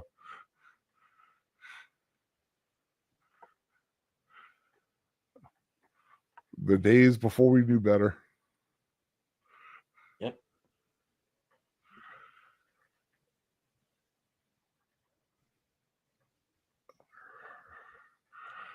I still remember my elementary school. The ceilings in the gym had this coating on it, and I found out later it was asbestos based. Because a lot of things were back then. Nobody really knew.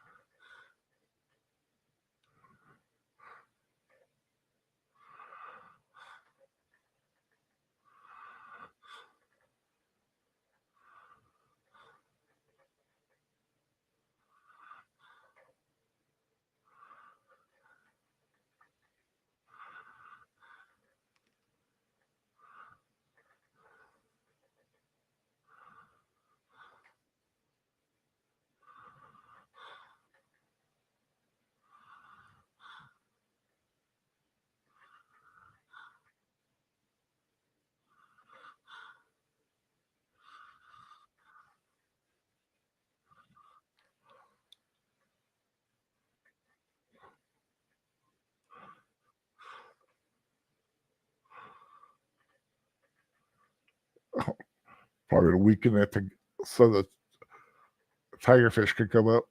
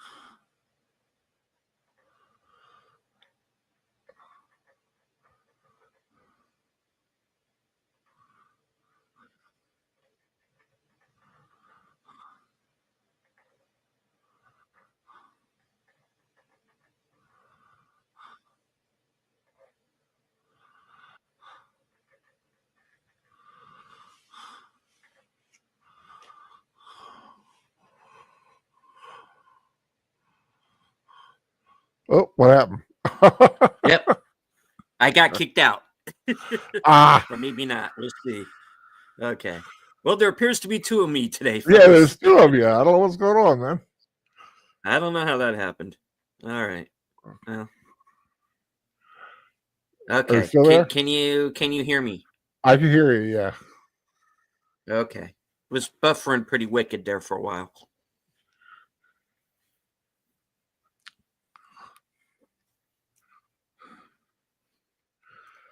All right, so we've had the reveal that the.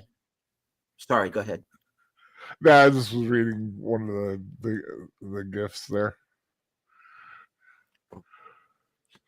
So there were some spy shenanigans going on, I'm assuming. Oh yeah. Goodwin was the Russians' inside man, and Halliwell was theirs. Yeah. And they are now both deceased. The question was, what is this MacGuffin that they're looking for? I mean, we know it was on the satellite, but there's got to be there's a good reason why they want it.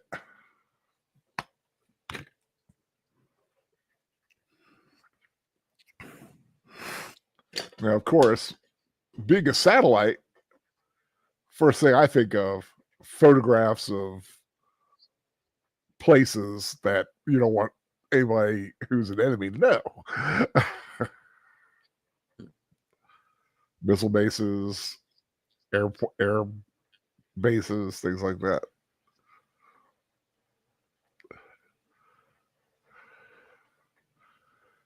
He just keeps popping up everywhere he goes.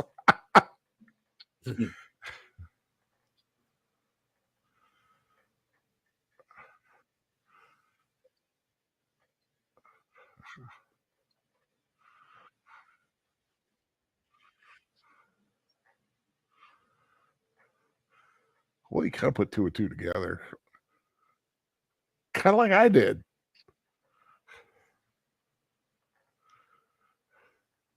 I was right in this film.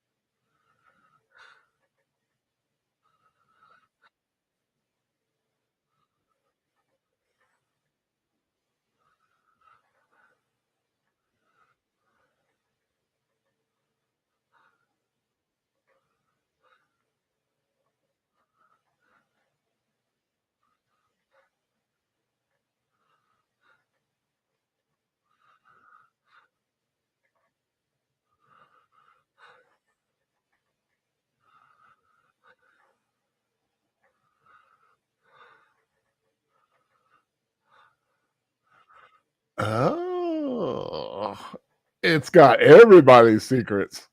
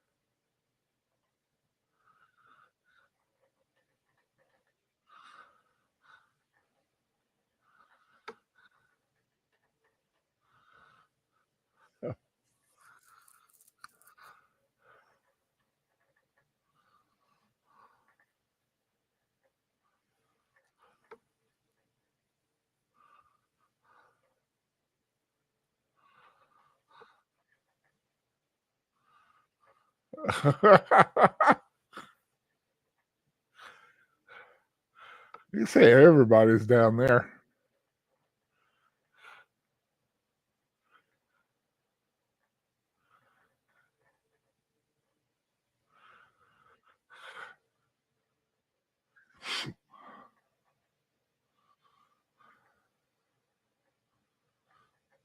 Darn Ruskies.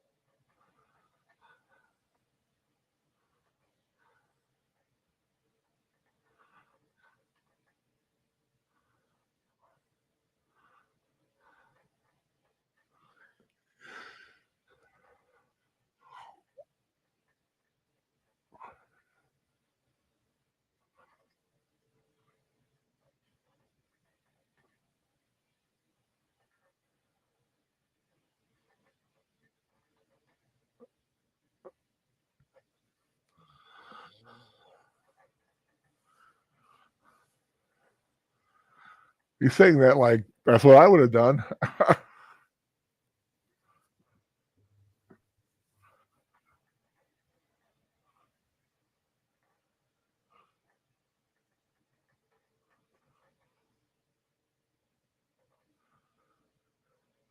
It got real quiet all of a sudden. Hmm. Let the sun shine. No.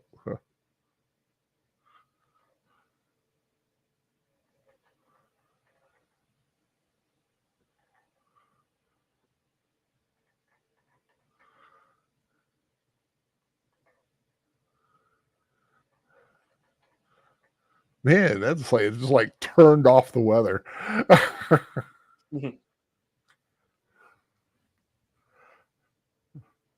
I'd say it's the calm after the storm before the next storm.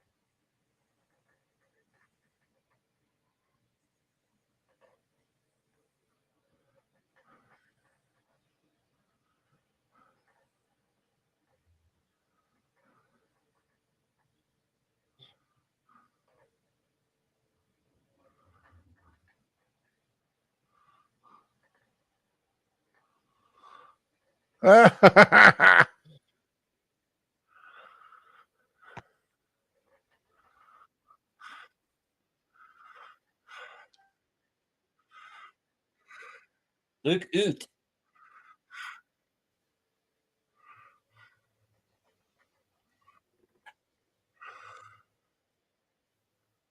Say his name and he appears.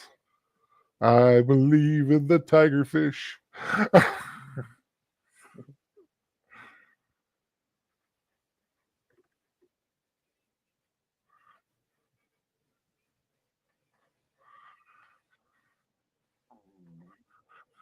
Uh-oh.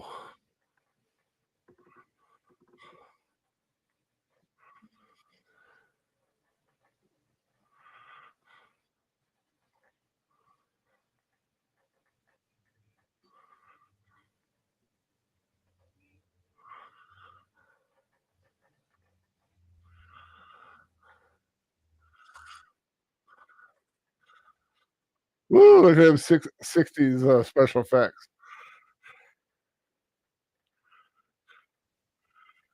Here come the MiGs. I'm assuming they're MiGs, yeah. Yeah. They called all their didn't they call all their fighters MiGs? Just number variations. That I remember, yeah.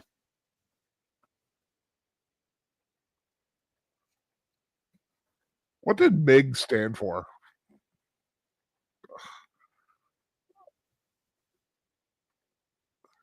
Man, they are flying in a perfect formation.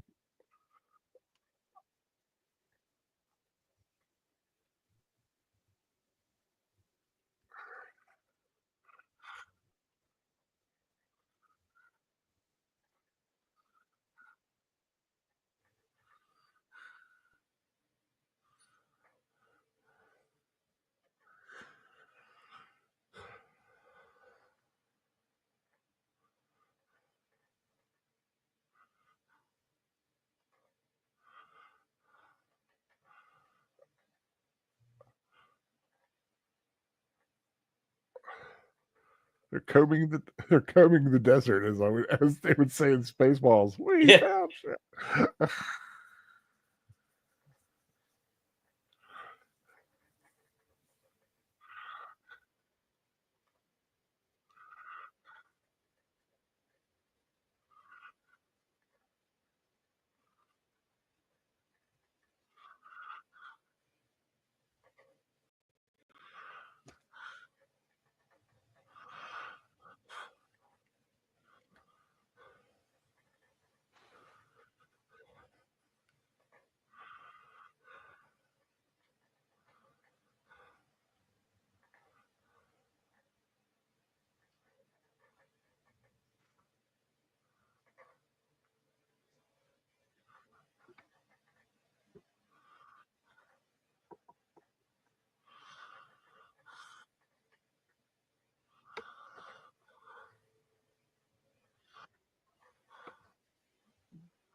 I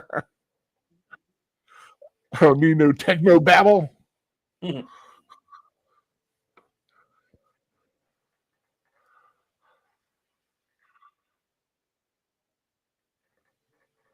Those look like different planes.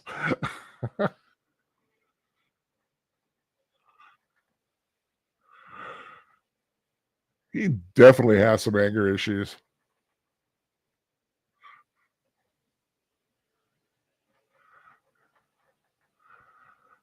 Oh, that's a nice little like zither sound.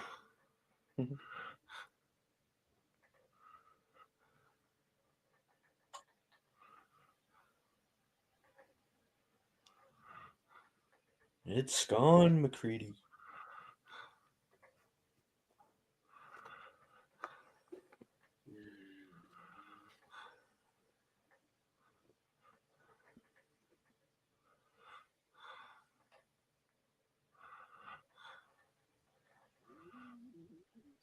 That's the parachute.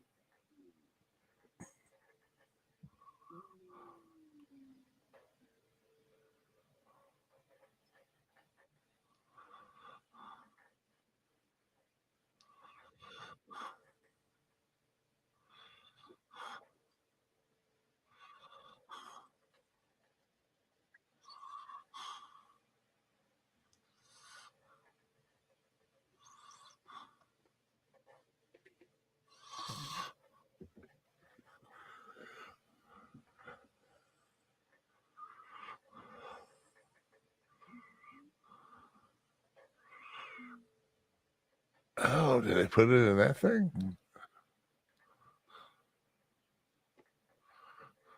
Well, they cut to it enough times. You had to think.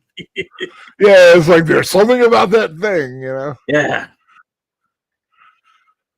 See, a few minutes ago there were 4 planes, and they were different planes. See what I mean?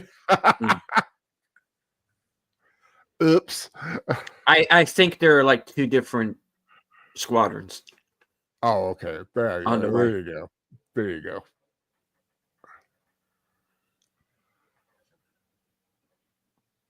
Oh, it's another finder thing.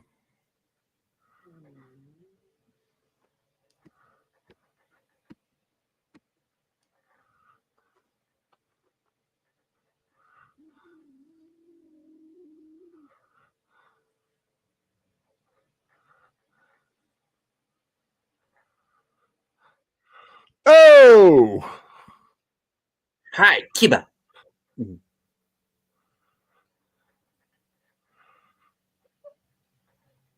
Ah, it was the Russian.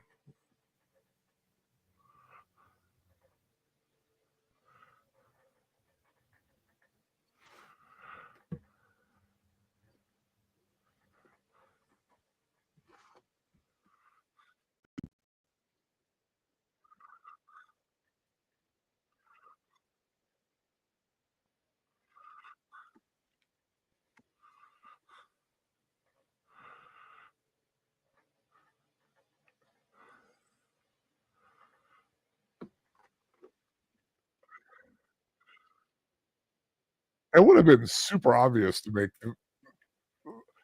the Russian the bad guy, so you would think that it wouldn't be the Russian in order to subvert expectations. But then to subvert expectations, they made it the Russian. Unless there's an even deeper story going on.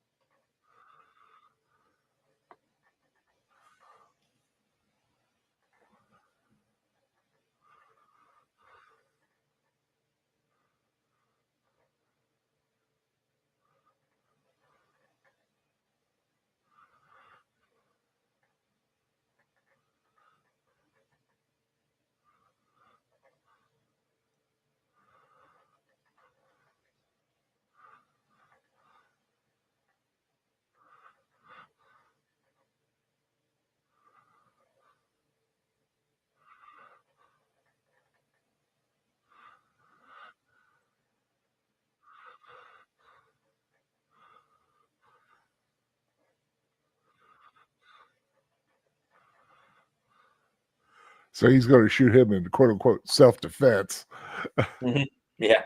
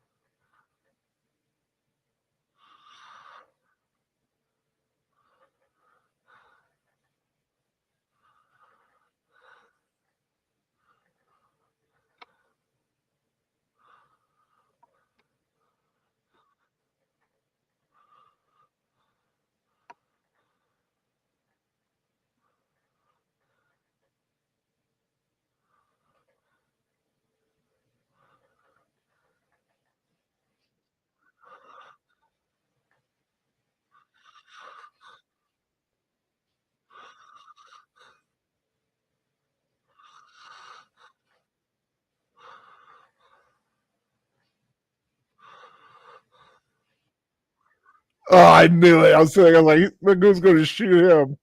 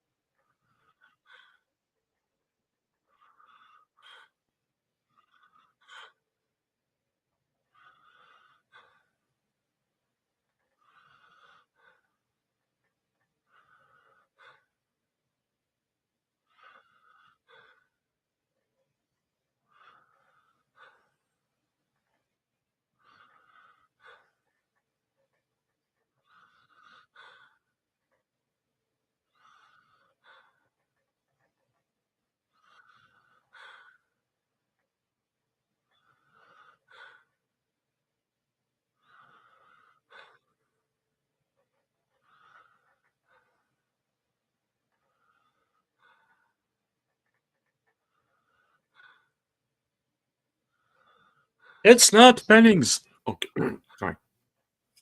Oh, wrong movie.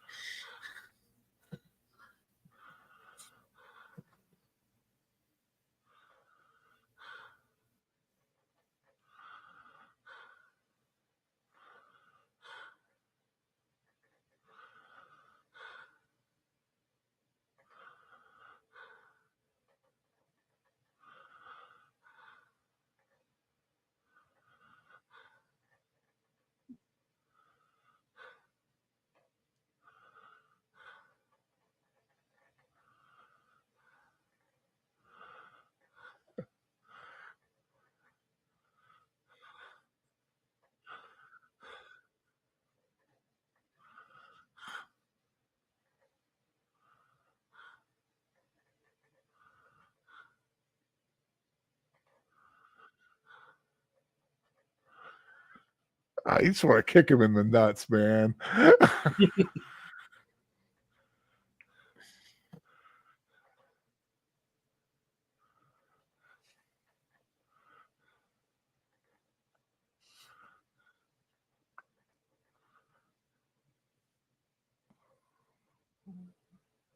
Yeah. He doesn't fully trust him, thankfully.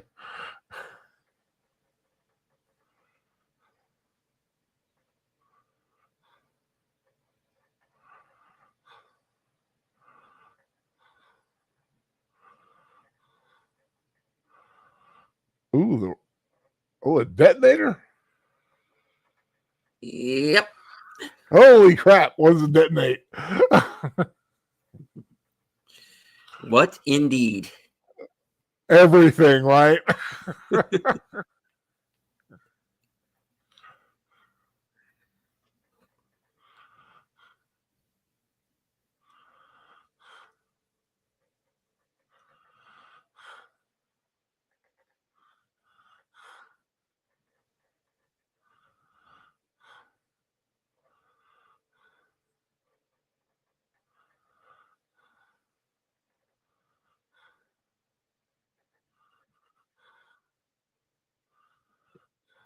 Ding, ding, ding, ding, ding, ding, ding.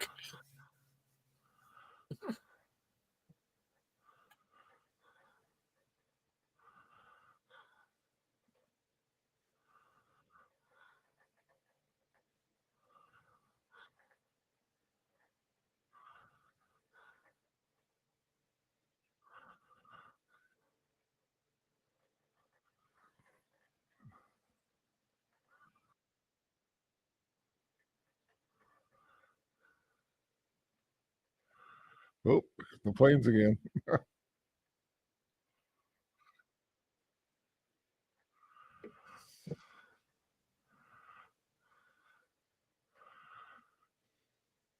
That's right, the paratroopers.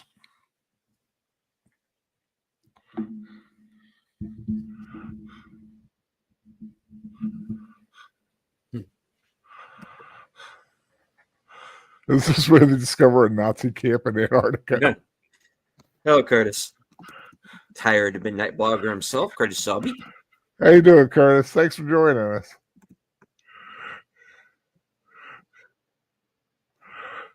Looking up for your buddies. Uh-oh. timestamp of 2:08:17. We've got about a little over 20 minutes left in the film. Yeah. We're getting to the sort of our third act showdown here. It's raining men. Hallelujah, it's raining men. Quite literally.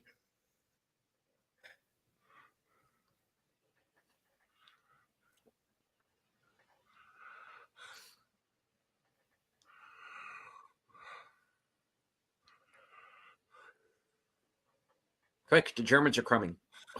Oh, wait.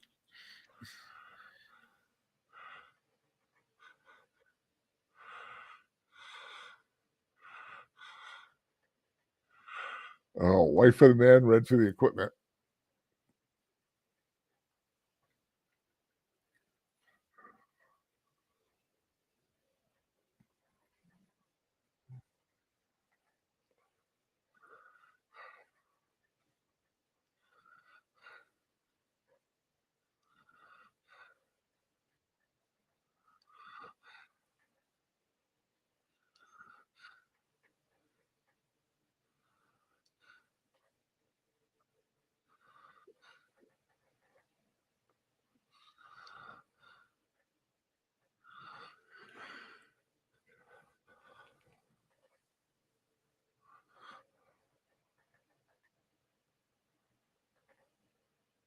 It's something that goes ping.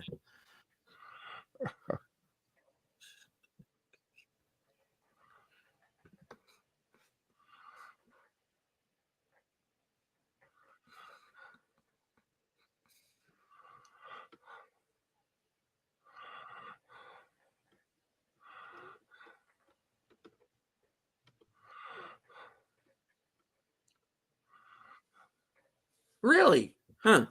Okay. I got kicked out of Cosby on a different stream. Not sure how I accomplished that. Guess I'll be more careful about sharing memes about Ananuki. Okay. Yeah.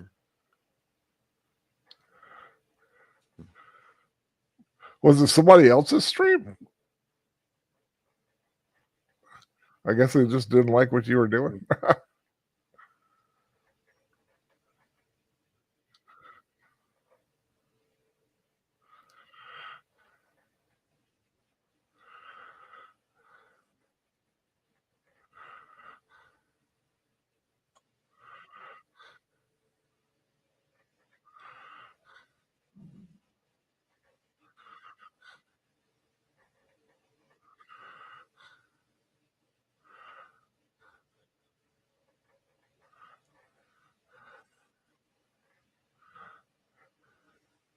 Well, you can take the capsule, we'll take the camera, and the Brits will take the film.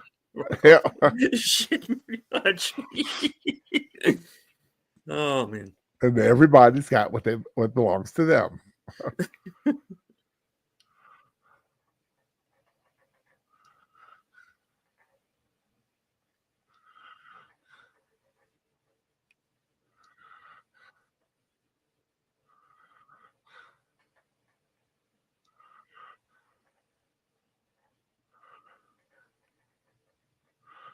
Uh-oh. There's our names.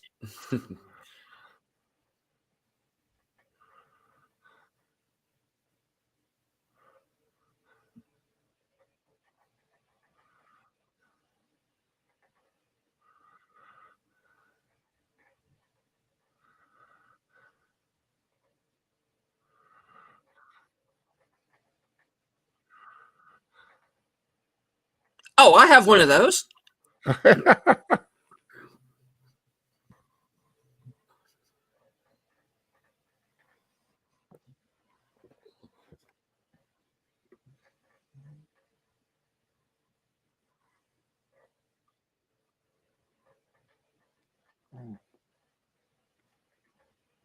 Give me the microfilm. Oh, wait. Well, no, actually, yeah.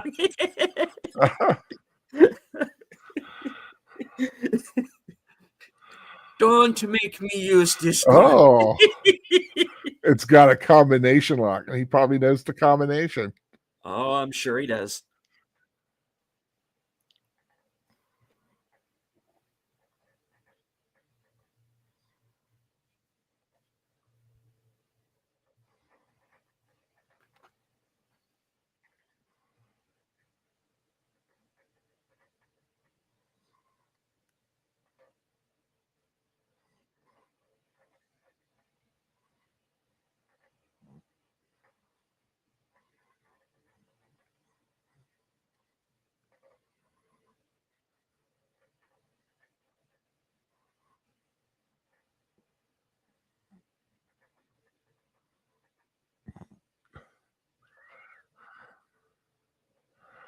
Inferior.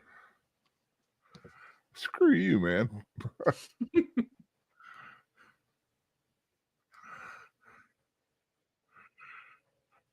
We're going to do this Rohan style.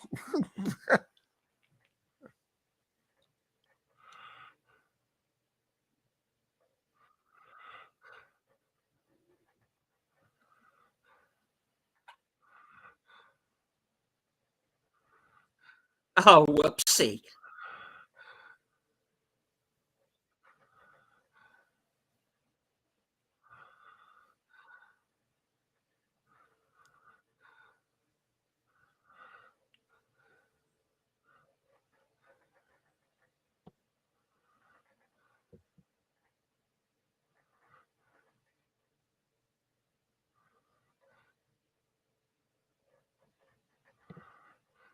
Oh, poopy.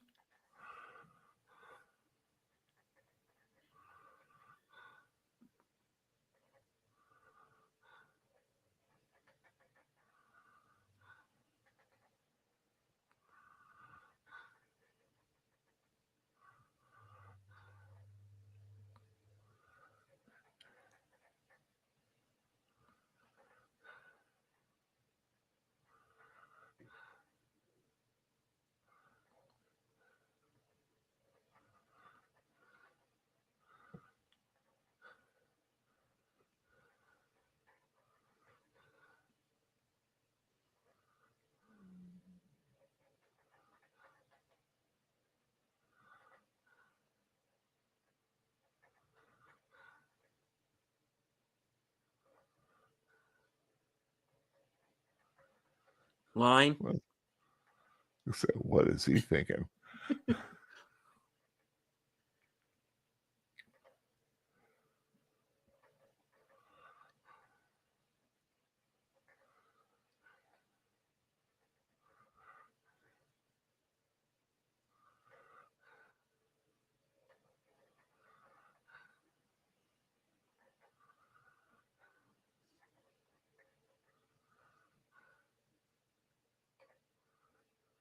We loved you and Marty.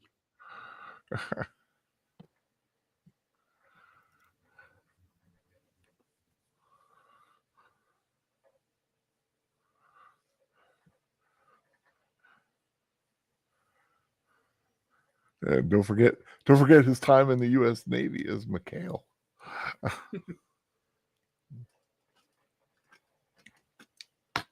I'm trying to remember what branch of service he was really in. I don't know. Let me see. I'm trying to remember if he was in Navy in real life as well.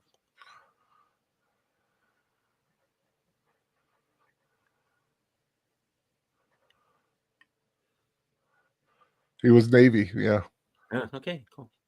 Served aboard destroyer minesweeper USS Lamberton. Then on the the anti-submarine warfare ship, the USS Sylph.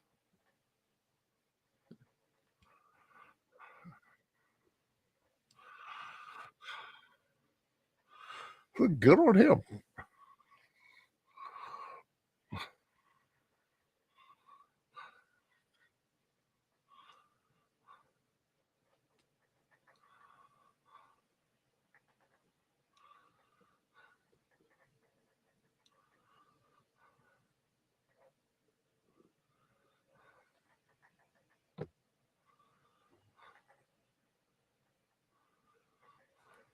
Look, Ozzy, enough people have dropped like flies already. And where's the gotten us? Nowhere. fast.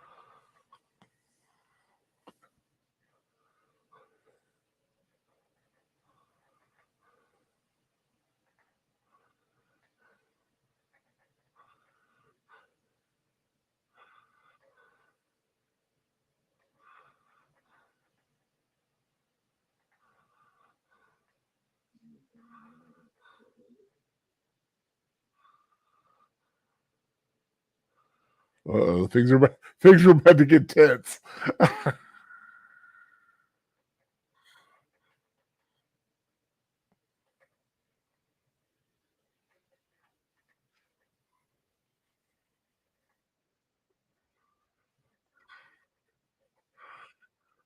What's another?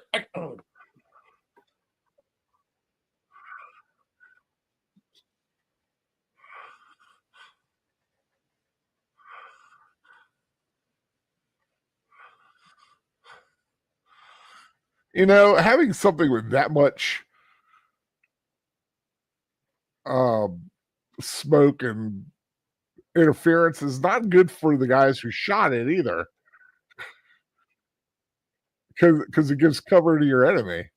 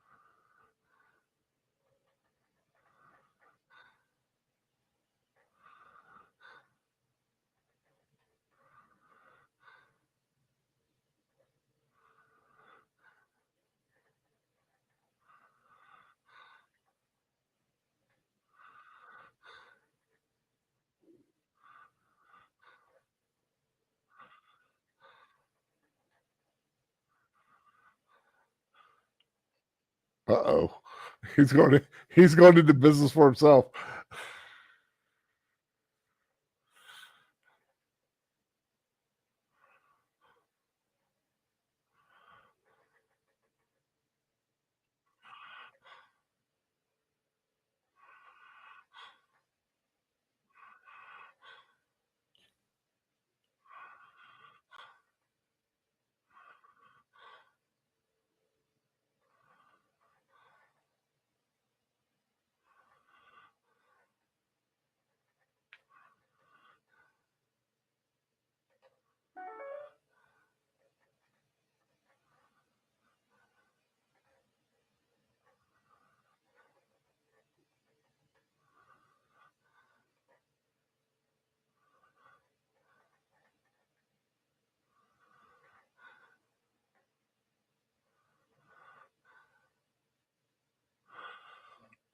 So he's probably happy because his guys won. but I have a feeling it's not over yet.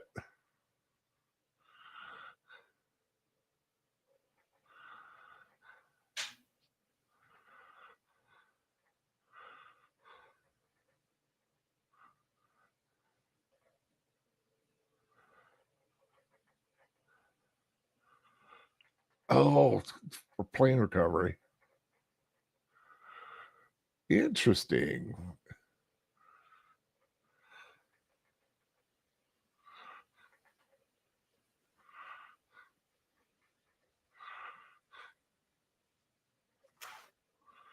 I just, I can see what's going to happen.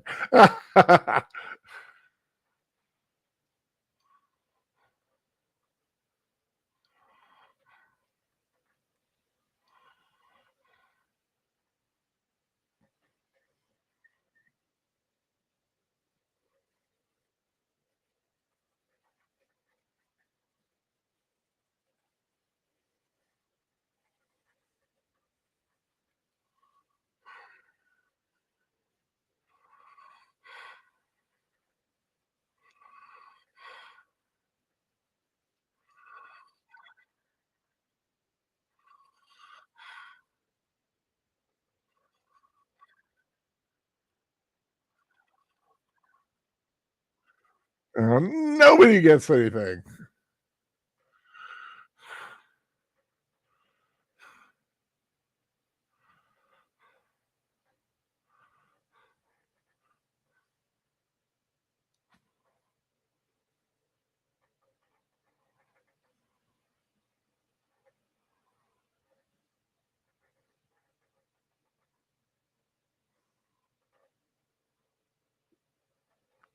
Now, is he just pissed or is he dead? No, he's gone.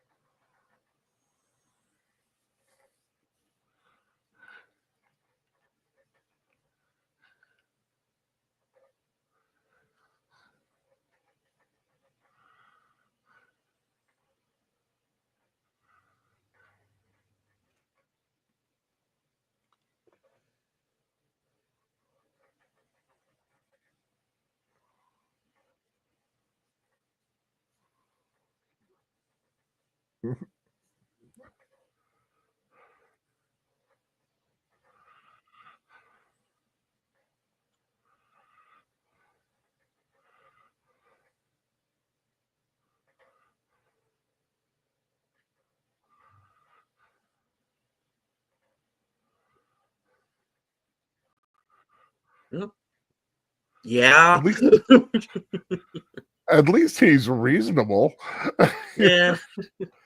He realizes, you know what? Nobody's getting nothing, No. and anything else that goes on here is just pointless. So let's just pick up our stuff and go home.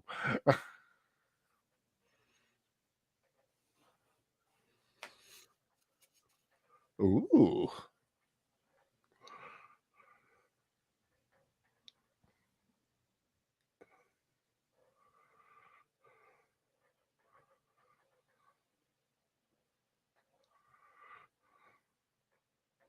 Something went wrong here.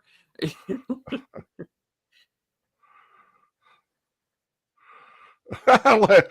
leave Borgnine there to like, Yeah. Emergency ice station zebra survivors rescued. Russian paratroopers aid American nuclear submarine in heroic mission. Government spokesman for the two great nuclear powers cite this as a further example of international cooperation.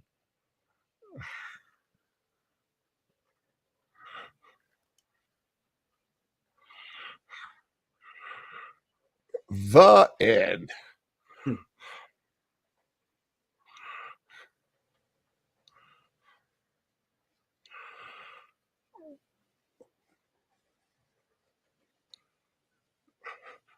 was a pretty cool film.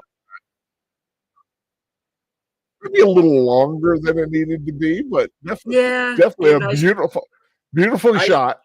I still question the ending, but it's I mean, Hollywood got a Hollywood, yeah, I mean, I think it was a good ending though, as far as nobody gets anything. It's like a level playing field.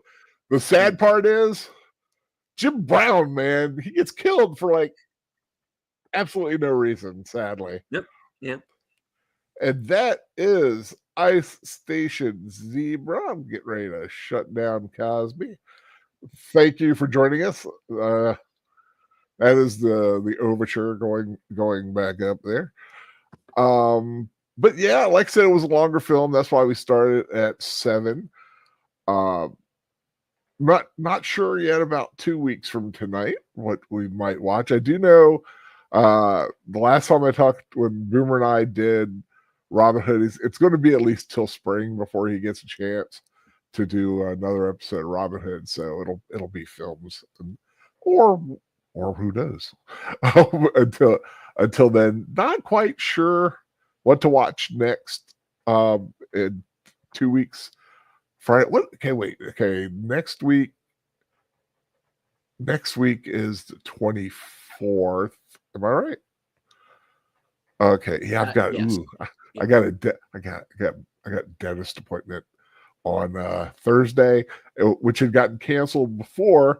I was supposed to have it before Christmas, but my doctor got sick, and then I had another appointment I had on Monday for something else. I had to change that because my transport doesn't run on Monday. So I was just making sure I wasn't going to have to do a show like this because my mouth couldn't feel my mouth. I want to do that. I'm already starting to worry about Never Ending Story because it's 2 days before that show. But anyway, thanks for joining Deleted Scenes again, and everybody in the chat. Tell me, well, first of all, what you got coming up this week? All right, let's see. Sunday, unscripted, episode 96, entitled Eagle Scout, Missoula, Montana. And it will be my tribute to the late, great David Lynch. Mm-hmm. And later on that night at 12:05 a.m. Eastern, 11:05 Central, the new and improved version of The Other Side of Midnight, now entitled Reserved Seats, will return. Sin's Corner will be my guest. We will discuss, among other topics, the current award season or lack thereof. There's like nothing out there, man. That it really is. Yeah. Tuesday night, of course, will be live from Sparkwood and 21, which will also be starting earlier, 8 p.m. 8 p.m. Eastern, 7 p.m. Central, where, of course, we will be discussing Mr. Lynch's legacy. And right after that, at about 9:35 or so, I will be joining 32 Flavors of Nick Weiser for Toxic Tuesday. And we will be discussing The Equalizer 3. Thursday, I am going to be joining. Well, let's see. Thursday is going to be a busy day. I'm going to be joining Outlaw Bill for Action Theater, and we are going to be watching the first Tom Cruise Jack Reacher movie. There was more than one. There were 2. Yeah. Oh, okay. I've never seen them. And let's see. After that, at 7 p.m., I am going to be joining Off the Cover for his program Thirsty Thursdays. And then later that night will be my show, Coming Attractions, at 11:30 p.m. And you'll find out what I'm doing next week. Very cool. And as for me, like I said, tomorrow I'll be joining Netter and Troy on Netter's Network. Going to be watching the classic Fall of the House of Usher, the Roger Corman version starring Vincent Price. I don't know what year it is off the top of my head, but it should be a good one. I mean, Vincent Price, it's always fun. And, so a good spooky one. After that, of course, next Saturday, on the 25th, I had to like do calculations in my head. On the 25th, on Films with Friends, Saturday night at 10 p.m., we're going to be watching the classic Never Ending Story, which will be a lot of fun. Kind of in the same vein as Labyrinth, a great fantasy film from the 80s. And that, of course, will be the end of the fantasy January. If you're wondering what is coming up in February, it's going to be Future Imperfect February. Going to be watching Damnation Alley and Silent Running. The sci-fi film from the early 70s with Bruce Stern. So that's what's coming up in February. I've got the whole year of Saturdays planned out. But like I've said before, I keep the Friday ones open because, a little more fluid, and you never know what might trigger a certain rewatch, like tonight, which had come up when we were watching The Thing and talking about the, being stationed in cold weather. So you're kind of led into that. What we watch next, I don't know. I'll think about it and talk to have you think about some stuff too, deleted anything you might want to watch that we might get around to. I got a couple ideas, but we'll see. I want to thank everyone who joined us tonight. Curtis Selby, JPRPH, Lady Mist. Oh, I didn't see you pop in there. Welcome. Thank you for joining us. Of course, did I say Tim? FKHC 2005. Thank you for joining. I'm just running back through the Yahoo because I didn't see the Yahoo and who was or didn't pop in. But thank you all for joining in. It's always a lot of fun to have you here. Remember to drop by my channel if you want to know what I think about a few things that in the last week or so. I got a 10-word review on Star Wars Skeleton Crew and 10 words on the 2 Den of Thieves movie. And they were actually 2 separate 10-word reviews on each movie. And I've also got one up for Juror number 2, which is kind of getting a little bit of word of mouth out there. I think that's a good one. And something I'm going to try to be doing a little bit more of, a retro review. I did The Creature from the Black Lagoon. I'm going to try to do some more older films, just for fun every once in a while. But keep an eye out for those, and keep an eye out for the biggies, my award show. Hoping to have it up by the end of the weekend. We'll see. Not quite sure, but it's coming out. I'm tweaking, kind of thinking about a few things. I got a couple categories that are kind of, got to see which way I'm going to fall with a couple of them. So, but stay tuned. It's just my little year in review, best of 2024. If you've seen the other 3, so any last words, Deleted Scenes? Well, I think you should have a category called the best category.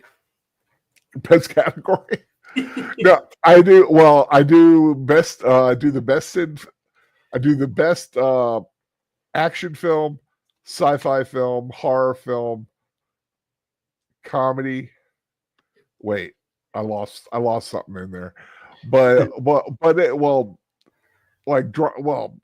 I do different categories than I have overall winner, and I do the same in TV or streaming, and then I have I have the performances, which I just I pick out 4 performances of the year that are really special. That's another one I need to change or do because something came up. But also, I do the dumpster fire of the year, which is the absolute worst thing of the year, in my opinion. Doesn't necessarily need to get the least amount of stars, but just kind of something that sticks with you that just really is like a burning dumpster fire of trash that the smell won't go away. So if anybody knows me, you probably could figure it out. But just thanks everyone for joining in. It's always fun to have you here. Please remember 10 o'clock, last call with Troy Pacelli. Definitely say hi when you drop by, say Films with Friends raid or something. It'd be really nice to see, get in his thing. He always has a great show. Not sure what he's drinking tonight or what he shows about, but it's always a good time.